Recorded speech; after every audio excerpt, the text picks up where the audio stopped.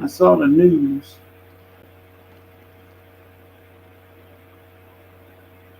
Hey Joe, you should be just Uh-oh, Brazy. Yeah. Looks like they back for a fifth season, man.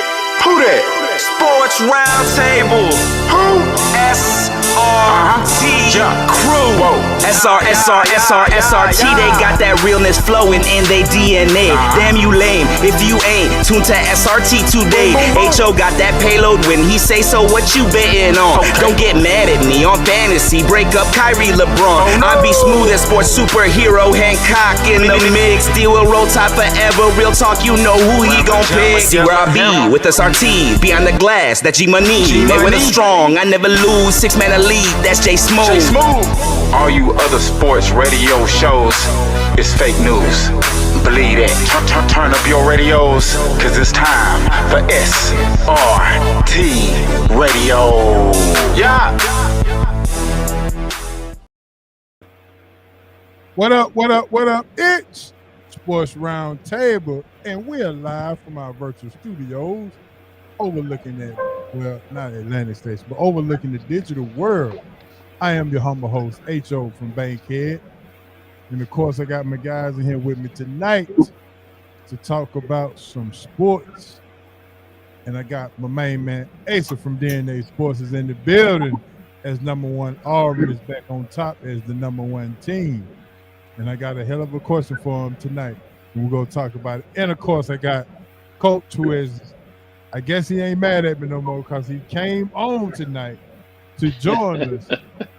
I mean, and, I don't understand why in your song you talking about breaking up Kyrie and LeBron. I always wanted to ask you that. Well, I didn't do the lyrics, Coach. I mean, if I could rap like that, then I probably wouldn't be doing the show. No comment. I'm gonna leave that alone. I know you're happy though. You ought to be ecstatic today. Well, I'm okay. I'm more excited about maybe we can give UNC some good luck while they're playing while we're doing the show. Okay, let me check out. Let me see if my button works. Yeah, I figured you be in a good mood since Cooper Flag said he might come back for another year. Oh, he just lied. He ain't finna do that. But Coach, you should be in a good mood because word around town is Juju Watkins is just she's elevating the game of USC, and I'm sad that nobody is talking about her like they talked about this other girl who left and went to the WNBA. Oh, we talk about it. We talk about it. We've been talking about her, HO. Yeah, they ain't been talking about her. Yeah, she about to come in like 2-3 when she get this. Exactly. All right, man. So it's all good, Coach. I appreciate you. Coach, for having the guts to just come on the show. Even though I'm happy, Cooper Flag would not be at Duke next year, so we ain't even got to worry about that or talk about it. But I appreciate you coming on with us, man. We really appreciate you. We really appreciate everything. Oh no, see that half sentimental value right there. No, it's not half. It's all the way live. And listen, we got Bo Bell and Dale Ellis coming on, so we can interview them. So get your questions ready. Yes, sir. So listen, before we even get started, I'm going to ask, and my question was, name your all-time starting five for the Tennessee Volunteer Basketball. And me and Hancock, we sat there. We couldn't think of no big man at all. So we might have to go all guard. You talking about the men? Yeah. Well, I mean, the women are easy, but the men, yeah. I said we might have to bring Candace Parker over to the men and put her in the all. I'm about to say I can think of two guards. We're about to have one on now. One play for the Knicks. One played obviously for the Supersonics when they were there. Yeah. And then it's a stretch after that. you know big men. Not at all. Now the big men were non-existent. Yeah, we got Ernie and Bernie, Allen Houston, and Dale Ellis. That's all I got. Yep.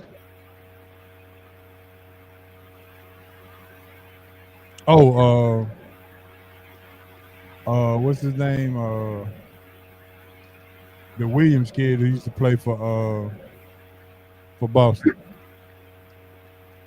Oh yeah, yeah, yeah. The big guy. Well, the thick guy. Yeah, him. Short lived. I know you're Yeah. talking about though. Yeah, I'm not Bernie and sure. Ernie. Uh, let's see. Yeah, Williams, he hadn't done anything really big yet. He on his way. He all right. Yeah, He nothing number. He was good in all SEC. He was all SEC guy, but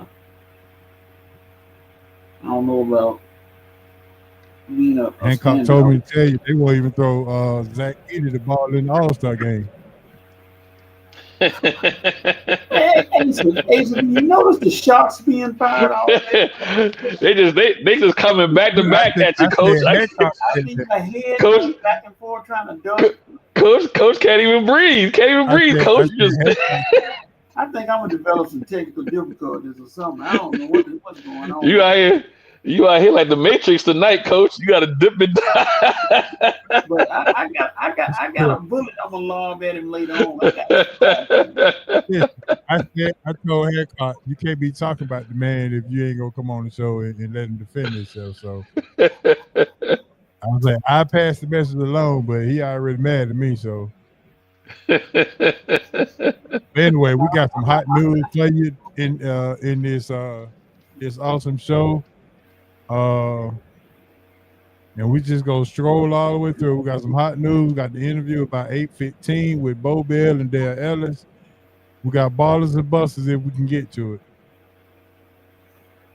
But right now, y'all already know what the time it is. Oh, let me get my banner. Now, is it true that Bo Bell got a restaurant, Bo Bell's Biscuit and Barbecue? I'm just asking you. All right, we'll ask him about that. It is time for some hot news. Yes, sir. The hot news sponsored by Big Easy Grill, 1193 Collier Road, Atlanta, Georgia. Big Easy Grill, the best place to get some Louisiana seafood, the best place in town, matter of fact. Big Easy Grill, 1193 Collier Road, where it's called Atlanta's best kept secret.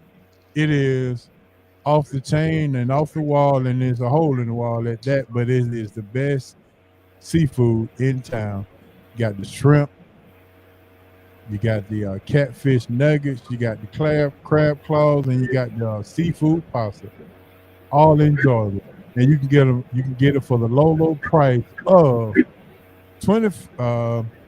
Any meals over $25, 10% off. Just mention SRT or Sports Roundtable, and there you go. Yeah. You can all have it all. You can have it all. Because Yeah, we I'm got gonna to go need that. soon. As soon as you can get well, we gone. Yeah, yeah, I'm gonna need that 10% off because I heard Hancock can eat, so that's gonna take it on over. Well, Hancock don't eat meat no more, so there you go. Uh-oh. Yeah, That's all right. You go through the other stuff. well, he do eat shrimp though, so yeah. Uh-oh. See, that is right there. Yeah, he eats shrimp and maybe the crab claw. All right, here we go. First up in the hot news, we got the NBA All-Star Weekend. Your thoughts? All right, I'm sure we're gonna have a whole lot to talk about with this one. Ace, we're gonna let you start off. Since you're the number one team right now in the nation, we're gonna let you start off. Well, And War Eagle, we appreciate you, War Eagle. Yeah.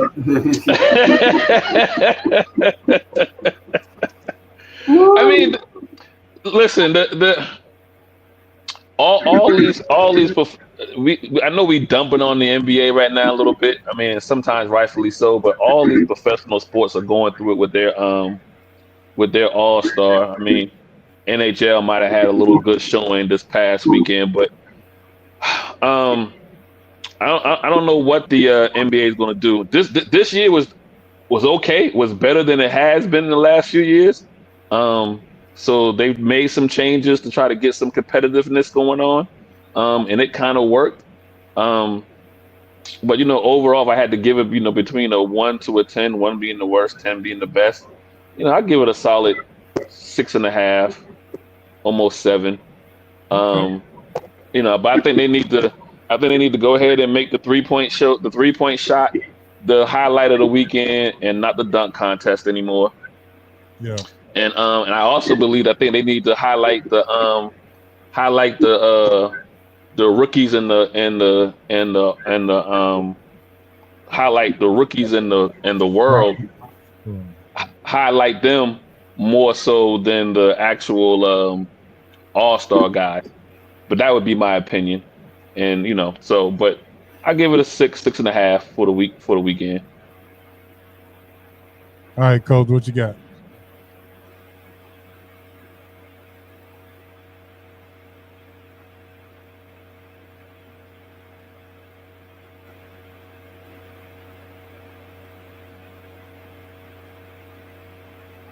So It's you, on you, Coach. coach. Hmm? It's It's on on you. you. Oh, cause I'm gonna have to switch over to my phone because my speakers are acting up again. Trying to get some new speakers, but can y'all hear me? Yeah, Yes, sir. yeah, we good. Y'all thought you said a six. I give it a 4.5, mainly because the see, first of all, Kevin Hart, Kevin, everybody don't need you coming in everything and talking so much and hooping and hollering and making all your noise like a little clown. You're already the smallest man there, even among the women. And yet you jumping around like a hot bunny rabbit trying to be in the picture and everything. I'm like, Kevin, let them play the game. Do your comedy act another time. That's what took through it all for me. I'm like, I'm tired of him. And then in the middle of the game of being played, you come in with the tribute to the inside the NBA guy. You could have done that after the game or at halftime or some other time. But no, you had to do Kevin Hart. I just all that. No, Kevin, go do a comedy show or something. That's what threw it off for me. The games were pretty decent. Them old heads saw them rising stars getting ready to beat them, so they had to turn that game up a little bit. They were like, "Hold on a minute, now y'all ain't supposed to be beating us." Yeah, that's why I meant the rising stars. So Oh yeah, yeah, the rookies, the rising stars. Yeah, focus more on them. Yeah. that's my takeaway.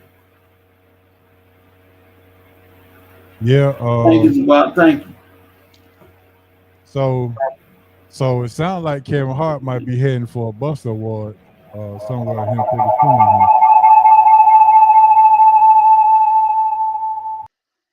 That's you, Coach. Yeah, I had to click it Yeah, out I think of there. yeah. There you go. All right, we got you. Coach had to switch it up on me, huh? There you go. Yeah, man. Doggone speakers acting a fool, but You might have to go on Timo, HO, and get coach some speakers. oh Lord, I know I'm in bad shape then. Yeah. All right, so yeah, so I say it would sound like Kevin Hart it sound like he's heading toward a Buster or a Boy Stop Award for the week. Oh yeah, Cause without a doubt.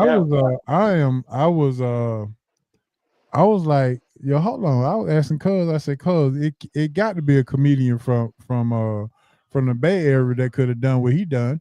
Yeah. I think Lunell is from the Bay. No, oh no, please don't. No, Now no. I heard well, Coach, gotta get somebody, Coach. I TK, get I let E40 do it for Lunel. yeah, Anybody. TK Kirkland, I think, ain't he from the Bay? Uh, I'm thinking Los Angeles somewhere. You got some guys out there and ladies out there who could have done it. Yeah, But, I agree. but Kevin wants to be the focus of everything and be all on him instead of honoring the people.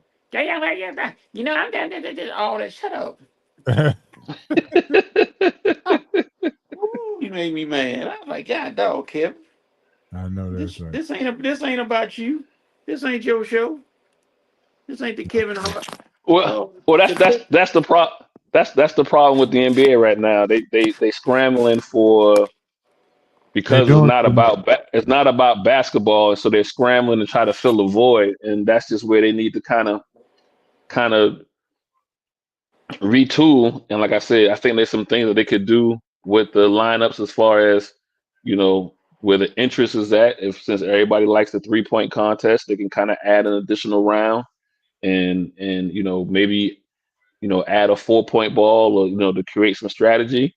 Um, there is seem to be a lack of knowledge of who these young guys are, especially with so much of the players now coming in being foreign. So put the emphasis on the rising stars and the rookies and the world players, and Yeah, and you might get a little bit more energy as far as play goes. Um, but last few years it's been horrible. At least this year kept my attention a little bit. really. All right, Cole, I see Cole trying to advocate violence on the show. Yeah, you don't get. You're not gonna get that hockey because that hockey, them boys is World War III over the weekend. You don't get that. Man, that Yeah. stage fight they were doing just to get attention to the game. They won't be doing any kind of fighting come tomorrow night. You're gonna be straight hockey, boy, because they ain't gonna want to lose. Mm-hmm. Mm. All right, Coach, I'm gonna let you start out this one. ESPN brings over the TNT and inside the NBA as Shaq. He was the last one to sign his $15 million deal per year to stay with TNT, as ESPN has partnered with TNT to come on over. Your thoughts on this move and how you think it's going to be? Do you think they're But going to continue to be as they are, or will they be constrained with the ABC, ESPN restrictions? I hope that ESPN lets them continue to show the way it is. I mean, why change something that's not broken? There's nothing wrong with that show.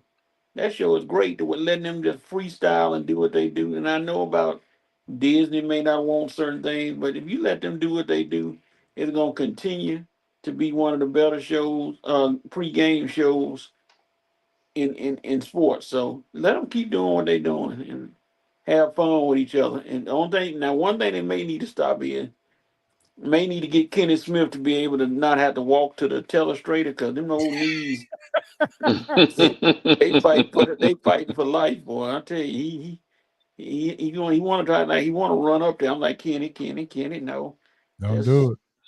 stay that man down, man down. Yeah, I agree. All right, Asa, what you think about the move, and what do you think? How is it going to be? What are your hopes? Do you have any kind of expectations or anything like that?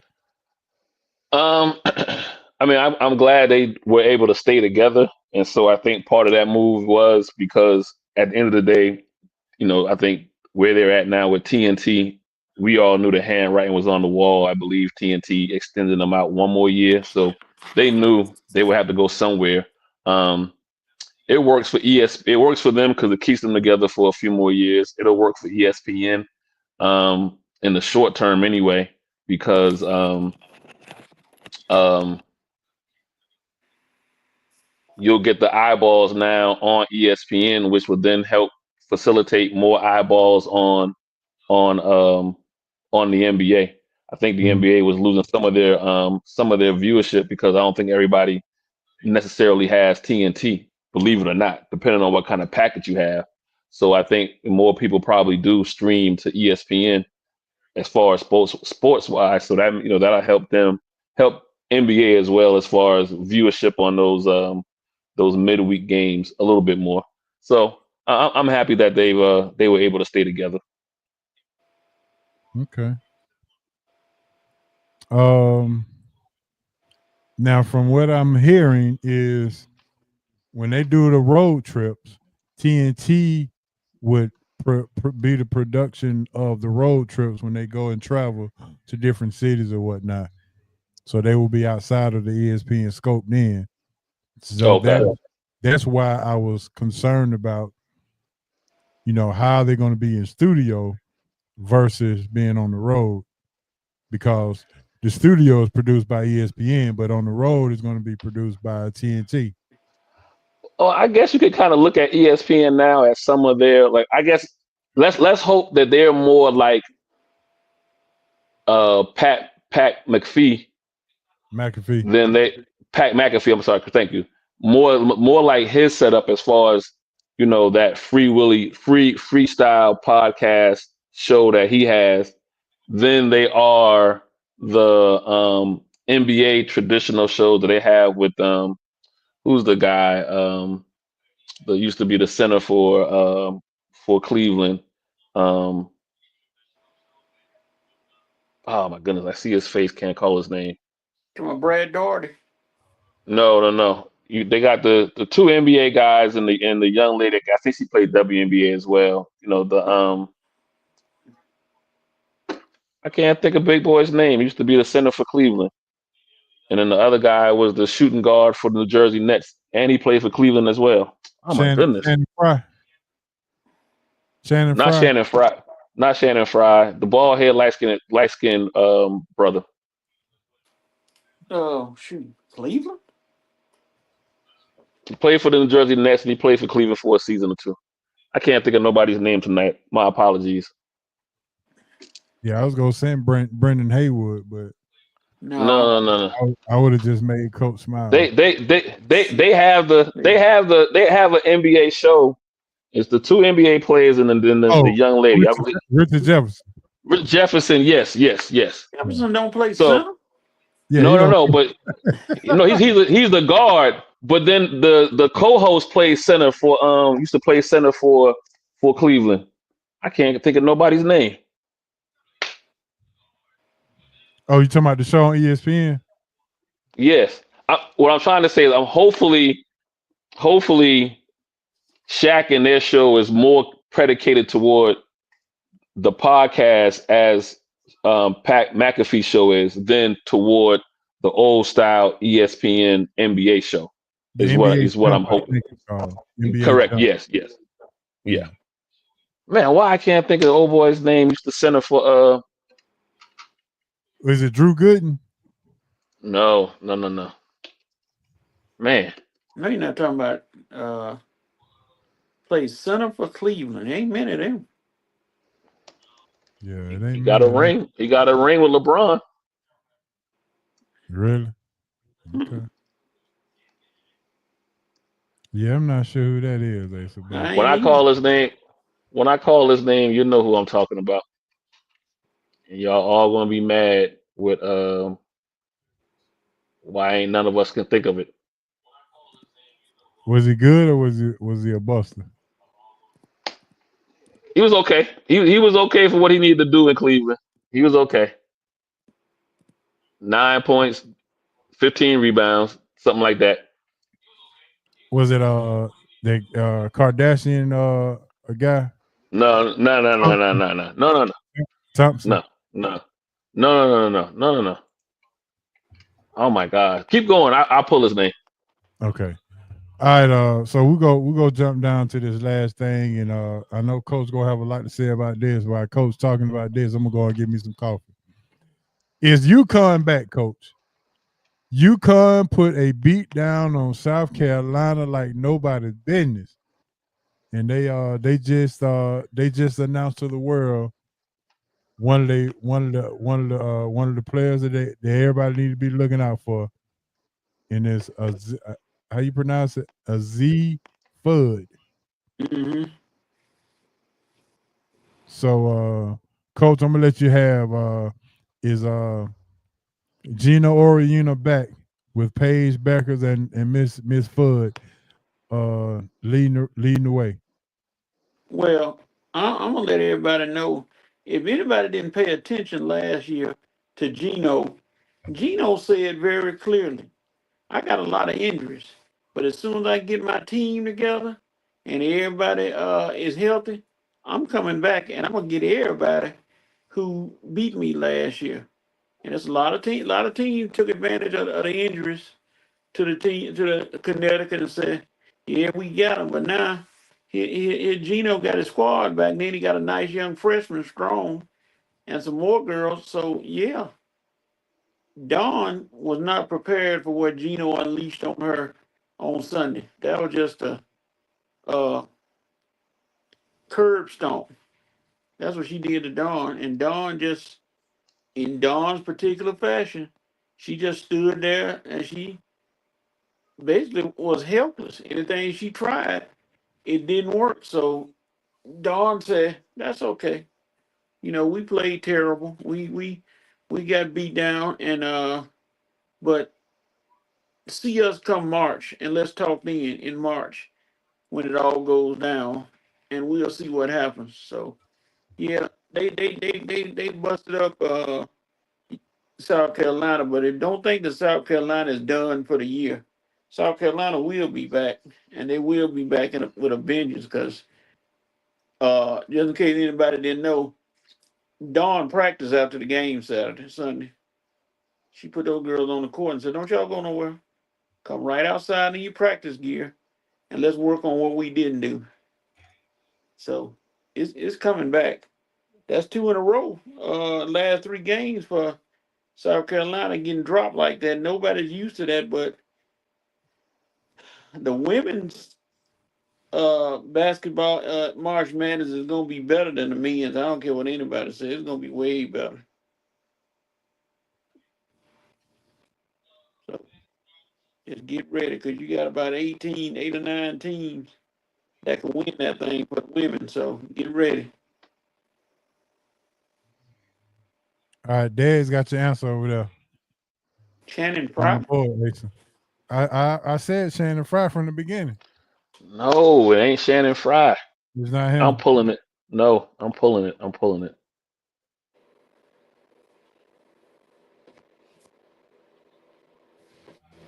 Coach, you gave a whole analysis of UConn, and yeah, we heard Gino last year saying he gonna be back. He But just need his he just need his girl. so my question is to you. You brought South Carolina into the conversation. Does she have a better team, or this is her worst team in the last 3 years? I ain't gonna say worse, because Full Wild is there. You got you got my favorite player, Tahina Pow is out there. You got now she may be weak in the post. That girl that's in the post is not playing up par, but you best believe that Don State is gonna run that bench. And Raven Johnson has did nothing against UConn. That's unusual for her to have a terrible game. I think she scored 0 points. And you know that's not gonna happen with her offense. So it's just overall bad game. And right now it's good you got it out the way. You had your rough game, and now you can concentrate on defending your title. So it don't gonna be back now. Stay tuned. Okay. So sometimes both answers can be. You can have two right answers at the same time. Is UConn back? I think they're back as far as being a title contender. I don't think they're back at the prominence that they were, from back in the day when he was going, running 34-0 and all that kind of Yeah, stuff. the dominance is not Uh, back, but the yeah, but contendership is. the contenders back, yeah. But in that game against South Carolina, I mean, South Carolina might have had their worst game, but also it doesn't help when the other team is shooting like 45, 46% from threes. I don't care, men, women, little, AAU. You're gonna lose that game when the opponent is shooting that high of a percentage from three, and that's what Connecticut did in that game. I think the second thing too, I've been saying all year long, and I don't know if people have really been paying attention. I think if South Carolina can win the championship this year, to me, this probably be the most impressive championship run in a long time because of what South Carolina's schedule is going to end up looking like once it's all said and done. So out of the 34 games that they wind up probably playing, I'm here to say 17 to 21 of them games probably will be against ranked teams. So I think it's kind of worn. I think these last couple of weeks, you have played high stake games early in, not early in the season, but in the mid season. You had LSU a couple of weeks ago. Then you had Texas. Because you're a back to back champion, everybody that you play you are their championship game. And then you run into UConn, who's looking to get back. They have enough players who remember losing to South Carolina a couple of years ago, doing a tournament or whatever. So, I'm factoring all those things into account as well. But to Coach's point as well, I think once we get into March Madness, on the women's side, the men's are going to be good too. I actually think both are going to be great. I don't know. We know the names, at least on this show. We know the names of the women a whole lot more than we probably know the names of the men. We know the Jujus and the Page and the likes of that. But I think South Carolina's gonna be fine. I think you get these lumps in the regular season. I'll be real interested to see if South Carolina can come out of the SEC tournament. Either they win it or at least get to the championship round. But I think that's going to be difficult because you got Texas, you got LSU. Um, um, I think Oklahoma is ranked on the women's side. So you got a Notre couple Dame. of Notre Dame. So yeah, so I mean the SEC tournament is going to be hard for South Carolina. So it'll be interesting to see how far they make it in that. But I believe all of this is setting them up for at least Elite Eight run at bare minimum in the tournament for South Carolina. So, well, I brought this up because immediately after the game, as UConn beat South Carolina, UConn was the odds-on favorite to win the national championship after beating South Carolina. So now I'm going to ask you guys. You got UConn, South Carolina, LSU, and Notre Dame. you Out of forgetting those four Texas teams, and Texas. and USC. I listen. Oh yeah, I mean, and UCLA. You got 10 teams. I feel yeah. like are legit championship worthy. But now all of those teams are probably go knock each other out. But if you can narrow it down to 4 teams to get to the Final Four, out of those teams that we named, which 4 you think would it be? I'm gonna go Carolina, Texas, Notre Dame, UConn. Okay. You leaving Juju out of this? You think the NCAA will like to leave Juju out of this tournament? They Out of they the won't Final Four? like to, but they may not have a choice. I don't think her supporting cast is strong enough. So the one thing about the tournament, coach, you should know this. The tournament is one of those things where you can get a player that can put a team on their back and carry them at least to an Elite Eight or maybe a Final Four. I think the tournament allows that, especially if things break a certain way, if other teams lose, early or whatever. But I respect your list. I'm gonna go a little differently though. What you got? I'm gonna go South Carolina. I'm gonna go USC.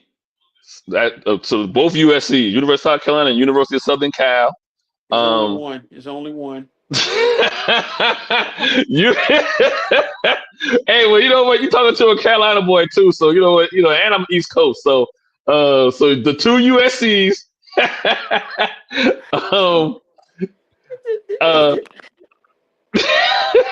This is pick on coach night. I see. Yeah.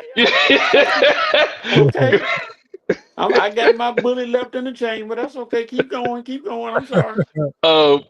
UConn, and then listen. UCLA has been in the top all season, so I'm gonna stick. I'll keep them in there as well. So UCLA and USC and Southern Cal, yeah, on the West Coast, yeah. And then South Carolina and Connecticut would be the 4 I probably would go with, and that just depends on how they get them seated. Sometimes the committee will screw stuff up and give you brought Texas into this conversation, and you leaving them out. Yeah, I'm leaving them. I'm leaving Texas and LSU out because I feel like those are the 2 teams that can get got um early in the rounds. Okay, I got you. Good enough for me. All right, so with that being said, I got a sleeper. How about the young lady and the team that plays up in New Jersey? Rutgers. What's the lady name? McMillan, the Rutgers superstar, the Kyrie Irving in the female version. I know you're talking about shoot. I think the young lady from Notre Dame can be described that way as well. Yeah, I can't even think it. I think it's McMillan. Yeah, she can put it up. She can go. Rutgers, not men basketball. Rutgers I basketball. don't mean to Kendrick Perkins, who I was talking about. He didn't play for Cleveland. Yeah, he didn't play for Cleveland. You got us He played. all over the He map. played He for played who? for He played. Oklahoma City. My, Boston. you right. In See that? Boston. See, My, see that? you are correct. My. Hey, Hey, I hey, stand hey, corrected. hey, I stand corrected. hey, so take about 5 minutes off. Go get a latte or something. Got us all thinking I st- Cleveland. We I I stand corrected. And look, Dez done sent you the whole the whole Cleveland front court and said Joe these the did. only two left. And he talking about Kendrick Perkins. I stand corrected. My. No, Kendrick did play for a little bit at Cleveland with the Cavaliers. And you wouldn't know it. Well, he did play there. Wait, oh, I see the curtains. I see the curtains. Ain't my fault he was a journeyman, and I remember him at Cleveland.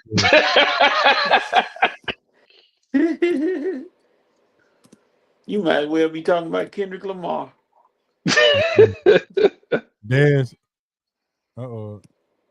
Dez said, put Ace in timeout.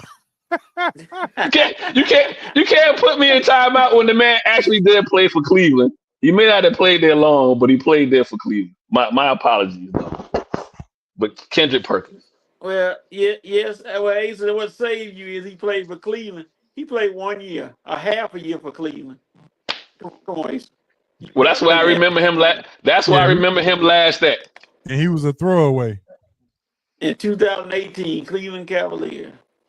See, you gave it away. You kind of had me thinking when you said 9.15 rebounds, stuff like that. I said, "Oh, that sounds like Perkins," but he said Cleveland. I'm like, huh?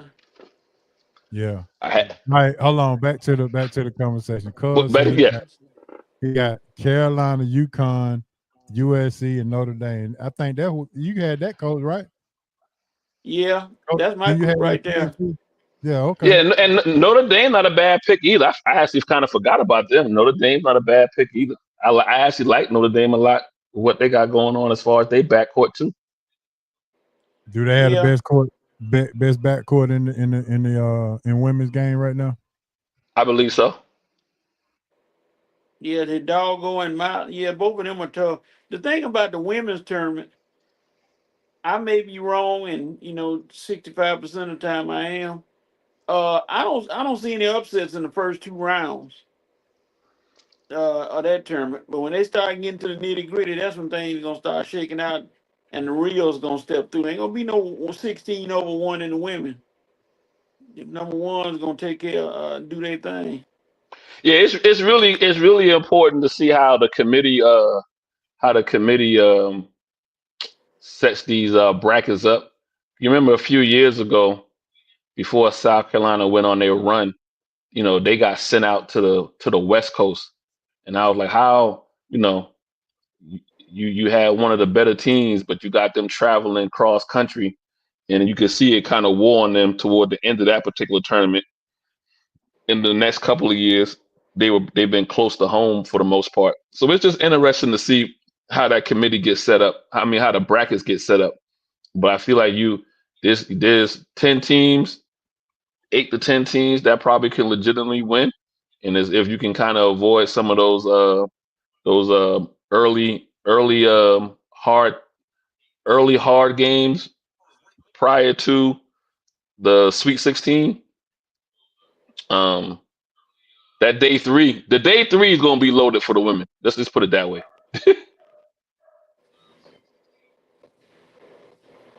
Yeah, I agree. Let's see. There's another team somewhere out there that I'm like you. I'm Is it drawing a Louisville? blank Is it on Louisville? let's see. Is it Louisville, coach? Louisville could be.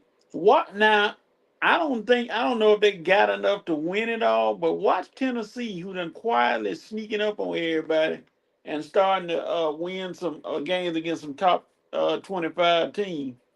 Yeah, Tennessee is sneaky too. They coming on with quietly like, hey, don't forget about us. I don't know if they got enough to beat the other team, but they did beat UConn, so it's gonna be fun to watch, and I hope we all can say. I think you said it last week, Ho. I don't know. Somebody said the women's tournament gonna be bigger than the men's tournament. Yeah, that can be that can be debated at this point. I think this year you got star power. Because of the Clarks and the Angel Reeses of last year, and then South Carolina kind of going back to back. People are a little bit tuned in. You got Paige, you got Juju. Um, you got a few other. Gonzaga, Notre Dame. y- Yeah, you got. So I think the carryover from last year to this year is going to be good for women for the tournament this year. Let's see a year from now if they have some, if a few names come out of this tournament that catches some people's attention for next year. I think that's the key. Um, with that, you got to have a couple of rising stars show up in this year's tournament to keep the momentum going for next year. Coach, do you wanna go ahead and give your glazed report on how Juju dismantled UCLA, or you want to wait till the baller section? No, I mean, she basically took over that game. I mean, everybody knows her for her scoring. They knew she was gonna score, but for her to come out of that game at her side with 8 blocks, that's what threw everybody off. 8 blocks. And And she was Hmm. getting them blocks coached down in the. She was going up with the big women, the trees. She wasn't yeah, doing it out at the perimeter. She was down in the getting gritty. yeah. And if anybody, she got one more year in the college rank because she's just a sophomore. But it's gonna be it's she could be the best player in college basketball if not by next year. If for sure next year. This year she got a dog fight with a lot of girls, but next year it's all hers unless his doggo is just as young for Notre Dame and they got a couple of youngins. But she could be the face of college basketball next year, without a doubt.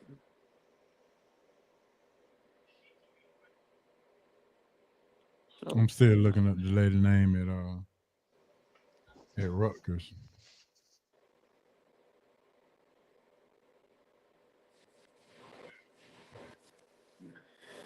I think it's Meg Miller.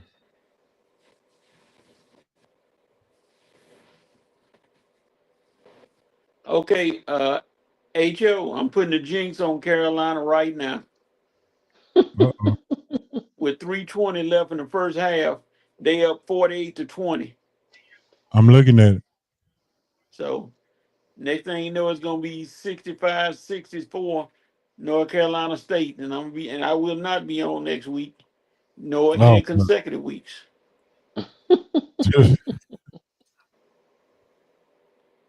well, I ain't no Carolina State fan, so you can't be mad at me for that one. Well, I think what they got to do is on this is a side note. I know we're not on them. They just basically have to run the table and actually get to the finals against Duke in the ACC tournament.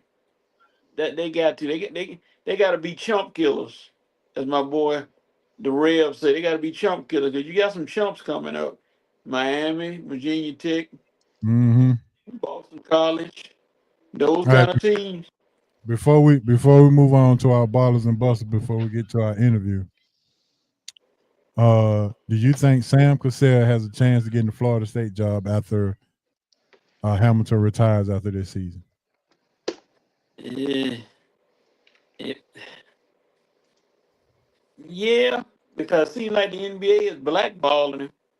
I don't know. It's because he's not the typical coach, even though he's well versed around the NBA as far as coaching He, circles as an assistant coach. I think he should get it. I mean, he knows the game. We're not going to talk about the facial features. I'm going to leave that alone. But, moving on. dang, dang, coach.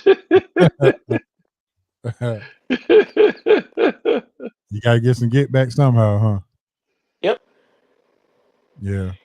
Hey, so what you think? You think he's a good college, or you think he just made for the pros?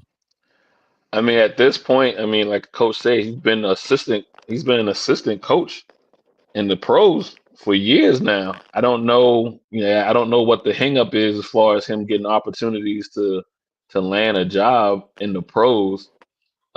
If he goes to college, I don't think he'll be there long. I think he'll be there long enough until somebody calls him to come to the NBA. So, uh, if with that being said, if I'm whatever Division 1 school, do I want to hire him, knowing that it's going to probably be short term?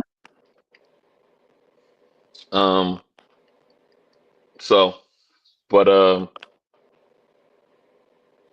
he might just need to start get a couple years at the collegiate level for somebody to realize he's a good coach, have a good run, and then jump to the league. I'm not I'm Yep. It not is. quite I'm not quite sure what the holdup is when you've been an assistant coach for as long as he's been on multiple different staffs, and I want to say 80% of the staffs he's been on, those teams have if not gone to NBA championships, been to either Eastern or Western Conference Finals. So it's not like you know, been on a staff and just been sitting there. He's been coaching and going deep into playoff runs. So Yeah. Okay. I can agree with that.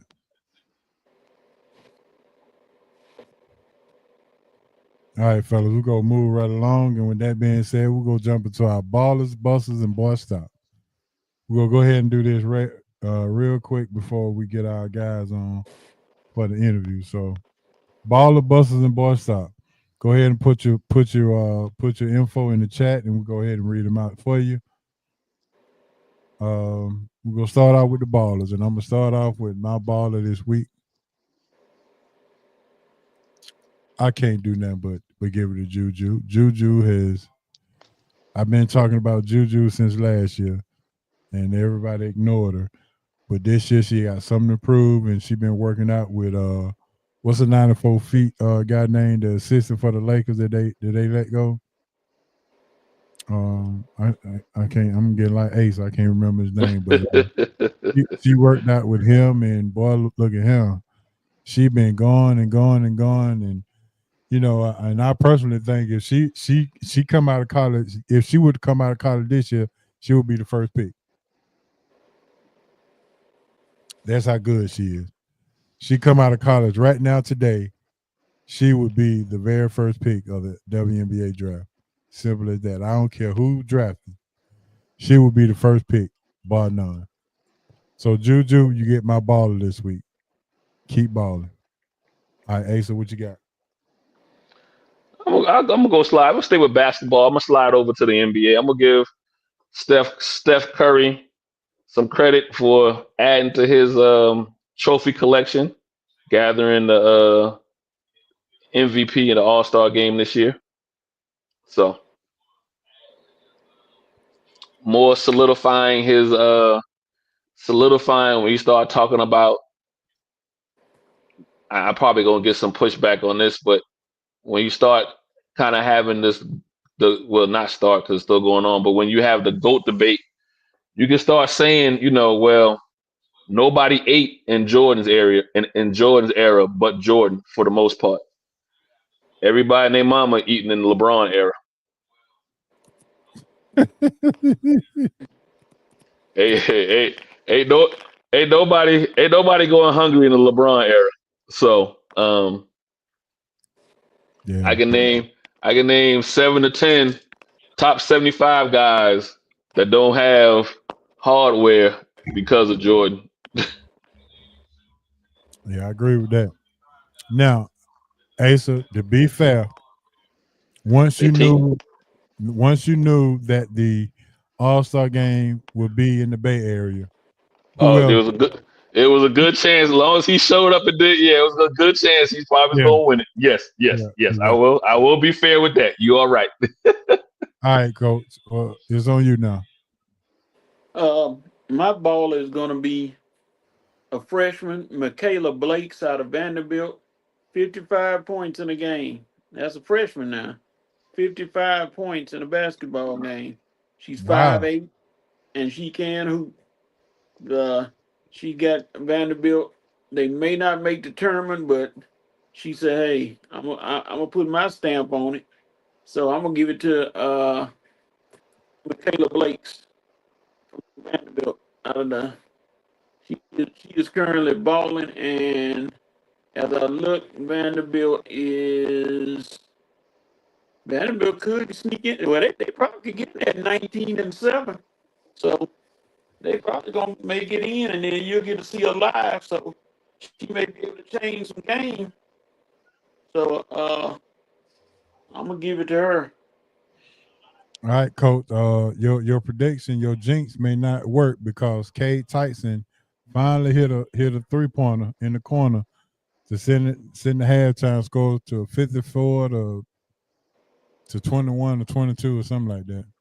Well, like I said, net with a sledgehammer. Can't take it easy on anybody considering your situation. So you got to go in there and punish. Got to be chump killers, like I said. Go in there and beat them teams that shouldn't be in the gym with you, and There you go. build your way back up. So All right, we got ballers in the chat. Cuz say his baller is the Florida Gators. Yeah, I done heard Florida Gators probably every day this week. So yeah, they've been doing pretty good here. And Dad says that there was an All Star game this weekend. Look, got the look sign. Yeah. All right, here we go. Buster Award. Sounds like it is. I'm going with the NBA. I'm going with the NBA for doing too much in the All Star weekend. How are you going to allow the Bay Area musicians to represent, but don't allow the Bay Area comedians not to represent? I mean, really, it just the NBA, you're doing too much, and then you're gonna allow this is the craziest thing. Your 3-time dunk dunk award winner, slam dunk winner, has only played 12 minutes in the NBA this season. In a career, he's only played about 18 minutes. But you're going to continue to say he played for the Orlando Magic when he's a G leaguer. Come on, man. he That's a buster for sure. I put that on the players, man. he he's actually made more money in the dunk contest than he has Yeah, in it's the his NBA career. Yep. career. Yeah, there it is right there. Okay, Dad said that was his buster. All right, so all right, here we go. We got Buster's Award in the chat. Cuz say LeBron or LeBrick.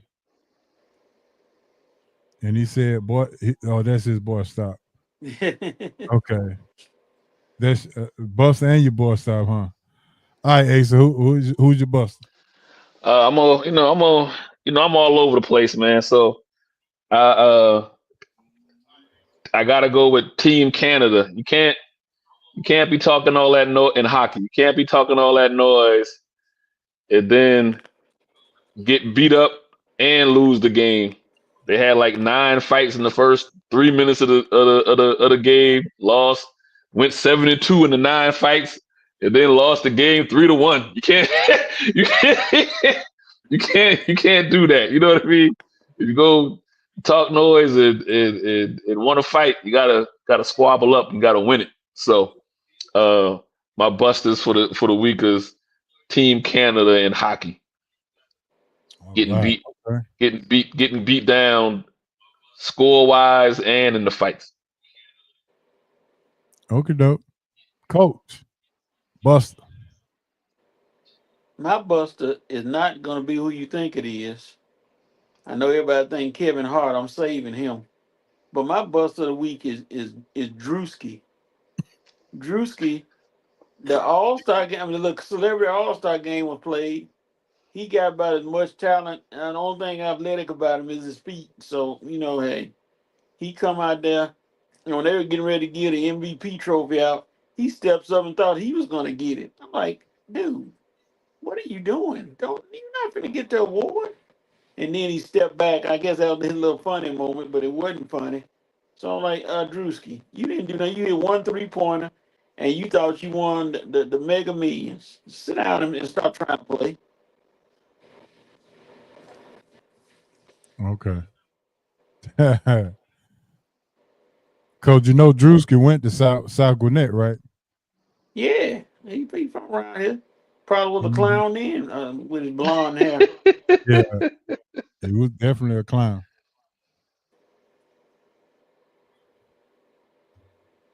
All right, here we go with the bus stops. I think Dad said that. Oh, the All Star game was his bus. All right, the bus stop. I'm going there, Coach. Kevin Hart is my bus stop. I can respect. I can respect what he's doing. I can respect what he does, but um, he is to me a hype comedian. People just hype his name up, but he's really not all that funny to me. Uh, and he tries to stay relevant by rubbing elbows with the celebrities and things of that nature just to try to keep him relevant. So Yep, I just he comes off a little phony to me. Comes off yep, a little phony to me. So yep, and all that what he was doing, he was trying to damn near have a funeral at the in the middle of the game for TNT. yep, And he just going overboard with it. It was just too much. So bringing out the gone fishing attire, you know, he ha ha that okay cool whatever. But that was that was when they do it it's cool. But when you do it, come on that ain't even that's not even your style. So yeah, so Kevin Hart is my boy stop for the week. He's doing too much, and the NBA is letting him do too much. And yeah, if he had a free concert, I wouldn't even go. All right, Asa, what you got? I'm gonna stick with the All Star game as far as NBA. I'm gonna go with Chris Paul and Wimby. How how you gonna try to cheat the game and then get mad when you get you get caught cheating especially Chris Paul. Like, he really did have an all out attitude. Wimby is like, it's my first All Star. I'm just here for the ride. But Chris Paul was visibly upset when they got disqualified. So my boy stop is Chris Paul and Wimby trying to cheat the skills challenge in the NBA All Star weekend. Chris Paul is a dirty cheater. Ooh. Hey, I mean, tell is me, that tell, is that is that valid? That's valid, tell him, right? tell him how Yeah. you really feel. Tell him how you really feel, Ho. I mean, I'm just saying. I mean, bro, he already tried to hurt Giannis. I mean, yeah, yeah, he's dirty. He for sure dirty. I'm not sure we forgiven him for what he did to Julius Hodge in college. Oh, you took it way back. They back, yeah, yeah. Well, at least we know where it stemmed from, Coach. Yeah. Good Well, grief. that's how dirty he been. He been dirty since 2000, 2001. All right, Asa, what you got? All right, did you? I just Oh, that was my boy stop was oh Chris yeah. Paul Okay. and Wemby. Yeah, Oh yeah. yeah, yeah. All right, coach. Cheating the system or trying to anyway. Oh, mine easy. I ain't got to go no further. It's just Kevin Hart. I mean, Shaq should have stood in front of him the whole time and just blocked him out. And every time he tried to talk to Shaq to move, Shaq should have kept moving in front of him. Like, keep him from talking. Keep him from saying anything with that little whiny voice he got. Bye. You were funny when you first started out, but you're 15 minutes up. So it's time to hit the road, Jack. Just step away. It's okay. People gonna like your movies, I guess. I ain't a big fan of them. You giggle and talk too much, and think everything is funny when it's not. So let us move on from Kevin Hart and stick to a show. I'm like you, Ho. I would watch his show if I got a free ticket to sit on the front row and had a buffet dinner afterward. Nope, not me. I ain't going. Nope, Good God Almighty.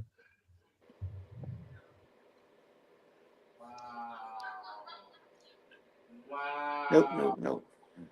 Nope, nope, nope. Yeah. All right. All right. Dad say he's second that, and I think Cubs was talking about that Canada beat down. Mm-hmm.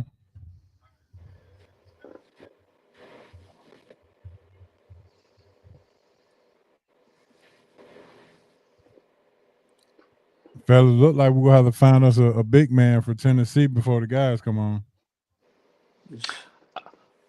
You I said was sitting Grant here. Williams. That's about it. Is that a telltale that Tennessee ain't never had no big man? Uh, Sound like Dad said he might have to go for that for a free dinner, coach. it.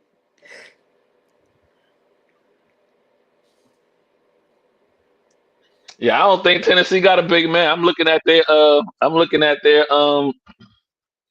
their retired jerseys. The only person that I don't recognize the name is Ernie Grunfeld. You don't Yeah, know that's Ernie Grunfeld of the Ernie and Bernie show? yeah, that's Wow. Bernie and Bernie. Oh, He, okay. he, he was the GM for New York for a long time and Milwaukee.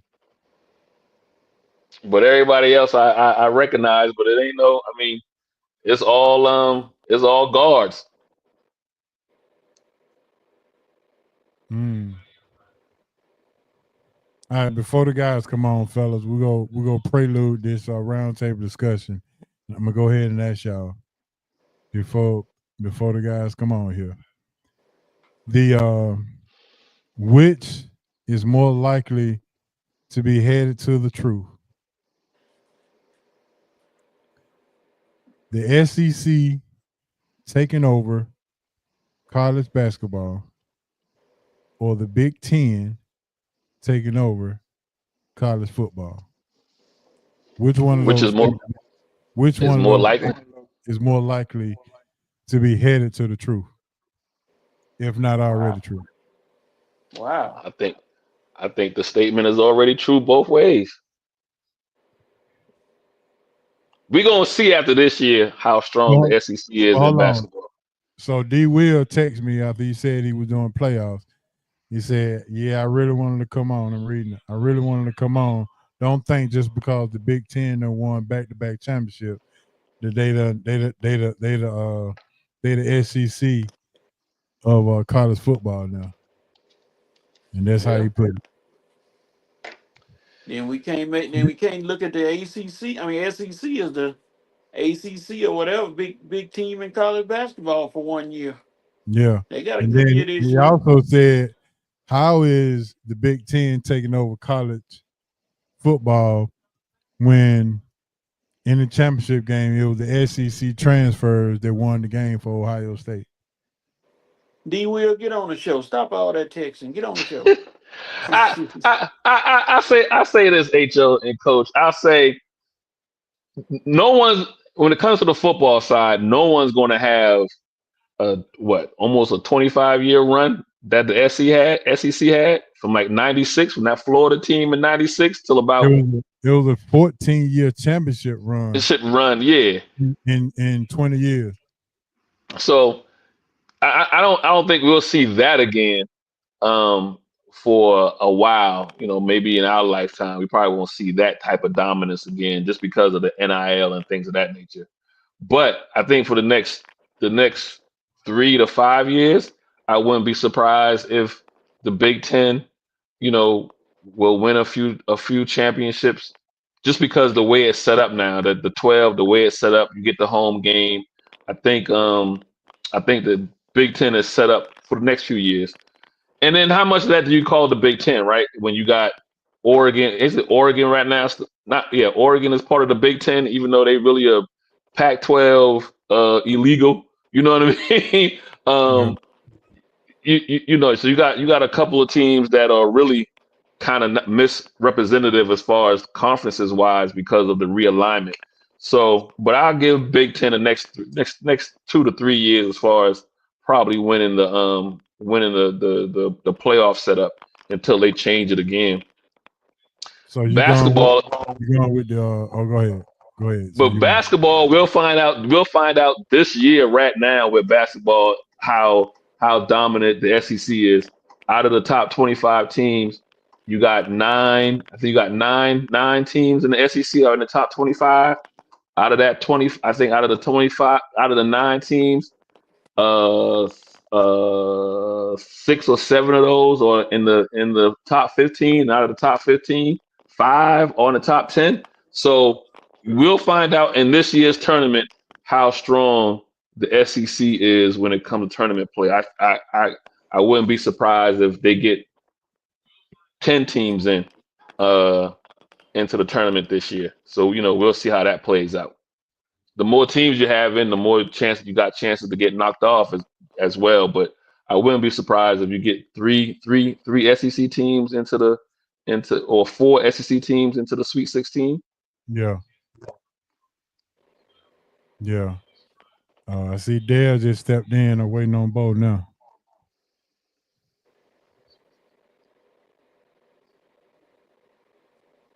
Coach, what you have to say about that? Which one you going with? You going with the SEC basketball or the Big Ten football taking over? I still say the football is the SEC dominance is over. It's over. Coach said the dominance of the SEC is over. Yeah, I agree. The dominance is over, but I'm not sure if yeah, I would say the dominance is over.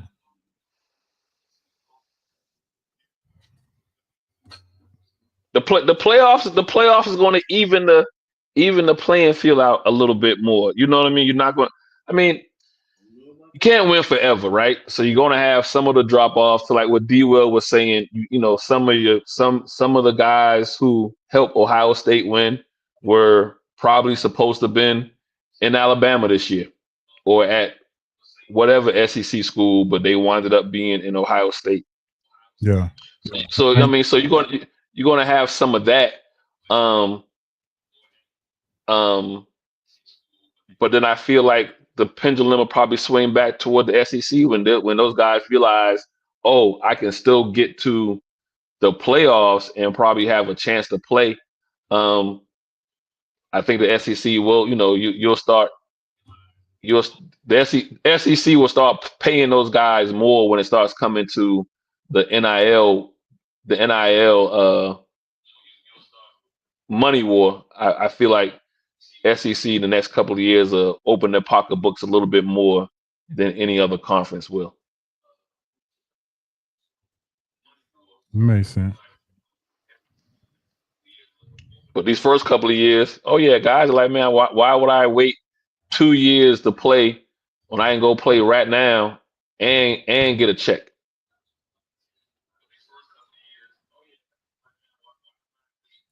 So Okay. Thanks. Coach jumping back on. Yep. Do I need to remove the other one? Yeah. All right, you back. All right, cool. Waiting on Yeah, my nurse told me she's gonna come give me a sponge bath tomorrow. I mean, no, that ain't. Coach say the best time of the day is your half, huh, Coach? Oh boy. Don't get out there and get like your Baltimore kicker now and get in trouble. I don't want No, sir. No, sir. No, sir. I like my freedom. we don't. Hey, Cho, we ain't got time for hot news and it be Coach. yeah. Definitely don't want that to be happening. I hate for you to get suspended from the SRT.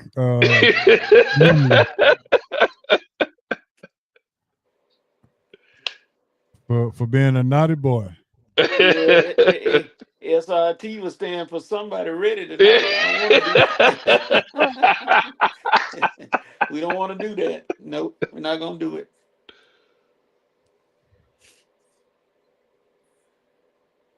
All right, we're gonna give it a couple more minutes, and then we go jump on in with Dale Ellis and Bo Bell. Waiting on Bo to come on now. I think Dad done stepped away for a second here, but yeah, it is time to get to it. So I hope you got your questions. You know, Dale started off in Seattle. Yep. All right, there go Bo. Look like we ready to go, fellas. The SRT interview is here. Yes, sir. Y'all stay tuned for this here. Yeah, we got my man, Mr. Bo Bell, Atlanta Zone. Mr. Bo Bell is in the building. Let's give him a round of applause. What's up? Yeah, I got Dale on the other side. I think he went and got some water or something, but I think he should be back real soon. All right, what's up, fellas? What's up? How you doing? Yes, sir. Yes, sir. What's up? Bo, we got Asa from DNA Sports, and we got Coach. And ladies and gentlemen, just sat down to our left side, Atlanta Zone, Marietta High School, former Tennessee NBA legend, Mr. Dale Ellis is in the building, baby. How you doing, sir? What's going on? What's happening? So my first question to you, Mr. Ellis, is this. How do you feel being called a legend? A legend? Yes. How does that make you feel? Is it humbling? Is it appreciative? Is it thankful? Or are you just kind of bashful? You just kind of modest with it? No, it's a beautiful thing, you know. I think as kids, that's all we do. When we compete on the playgrounds, we want to be known as one of the best. There you go. But to be recognized that way is an awesome deal. All right. So, well, let me just say this. First of all, I've always considered you a legend, being from the great state of Atlanta, Georgia, or the surrounding area of Atlanta, Georgia. I followed your NBA career a whole lot lately, and I do know that your name has come up a whole bunch of times with having one of the best mid-range jump shots and also a three-point shot as well. So I want to congratulate you on that and want to say to you, what was it about your favorite? Was it the mid-range, the mid-range shot, or the three-point shot? If you had to choose one of the two. Well, I was actually a post-up player playing basketball. I was always a little taller than my teammates, so I played with my back to the basket. But in the off season, I spent a lot of time facing the basket, playing it that way. I like shooting the jump shots, but um, pretty much, I enjoyed the game. It didn't really matter what position I was asked to play. I did exactly what my coaches asked me to do. Um, Okay. uh, I All right. kind of So, I kind of good. lost what you were asking me there for a second. The question. I apologize for you. No problem. I was asking, out of your mid-range jump shot or your three-point shot, which one did you like to do the most? The mid range, yeah. So it was always about an all around game, but I was mostly a mid range basketball player. There was no 3 point line when I first got into the NBA. They were just experimenting with it. Right, right. Um, so that mid range shot, I was drafted as a post up player, and coaches had no idea I could shoot from beyond the arc. But when I got drafted, I mean traded to Seattle, Bernie wanted me to take that shot. So Okay. gave me the green light to just put it in the air. It's just a couple more steps back. But that 3 point line was just experiment. So it was always about the mid range game. Gotcha. All right. So, not to be left out, we got Bo Bell here to our right. He's also an Atlanta legend from Herndon Home and North Fulton High School. So, we can't leave him out. So, with Bo Bell being a legend in his own right, one would ask, in 10 shots, who would have the most, who would make the most out of 10 between Bo Bell and Dale Ellis? Oh man, I don't know, man. Listen, that's a tough question, man, because Dale. I mean, he was he's a legend in his own right, man. You know what I mean? Like, he played in the NBA. Also, I had a chance to play in Europe at the highest level. But he's a very good shooter. I have so much respect for him, man. So that's a loaded question. I wouldn't know how to answer that, but I think it'll be a shootout because he can shoot the ball. I can shoot the ball as well. But I have a lot There of you go. respect for him, man, because he did it at a really really high level consistently, and there's not many guys that can put the ball in the basket like he do that ever played the game. So when you look at a guy that played this game, it's only been 5,000 and some players that ever played in the NBA. I don't know if in the history out of 75 years, 76 years. And he is considered the best mid range. So that says a lot. You know what I mean?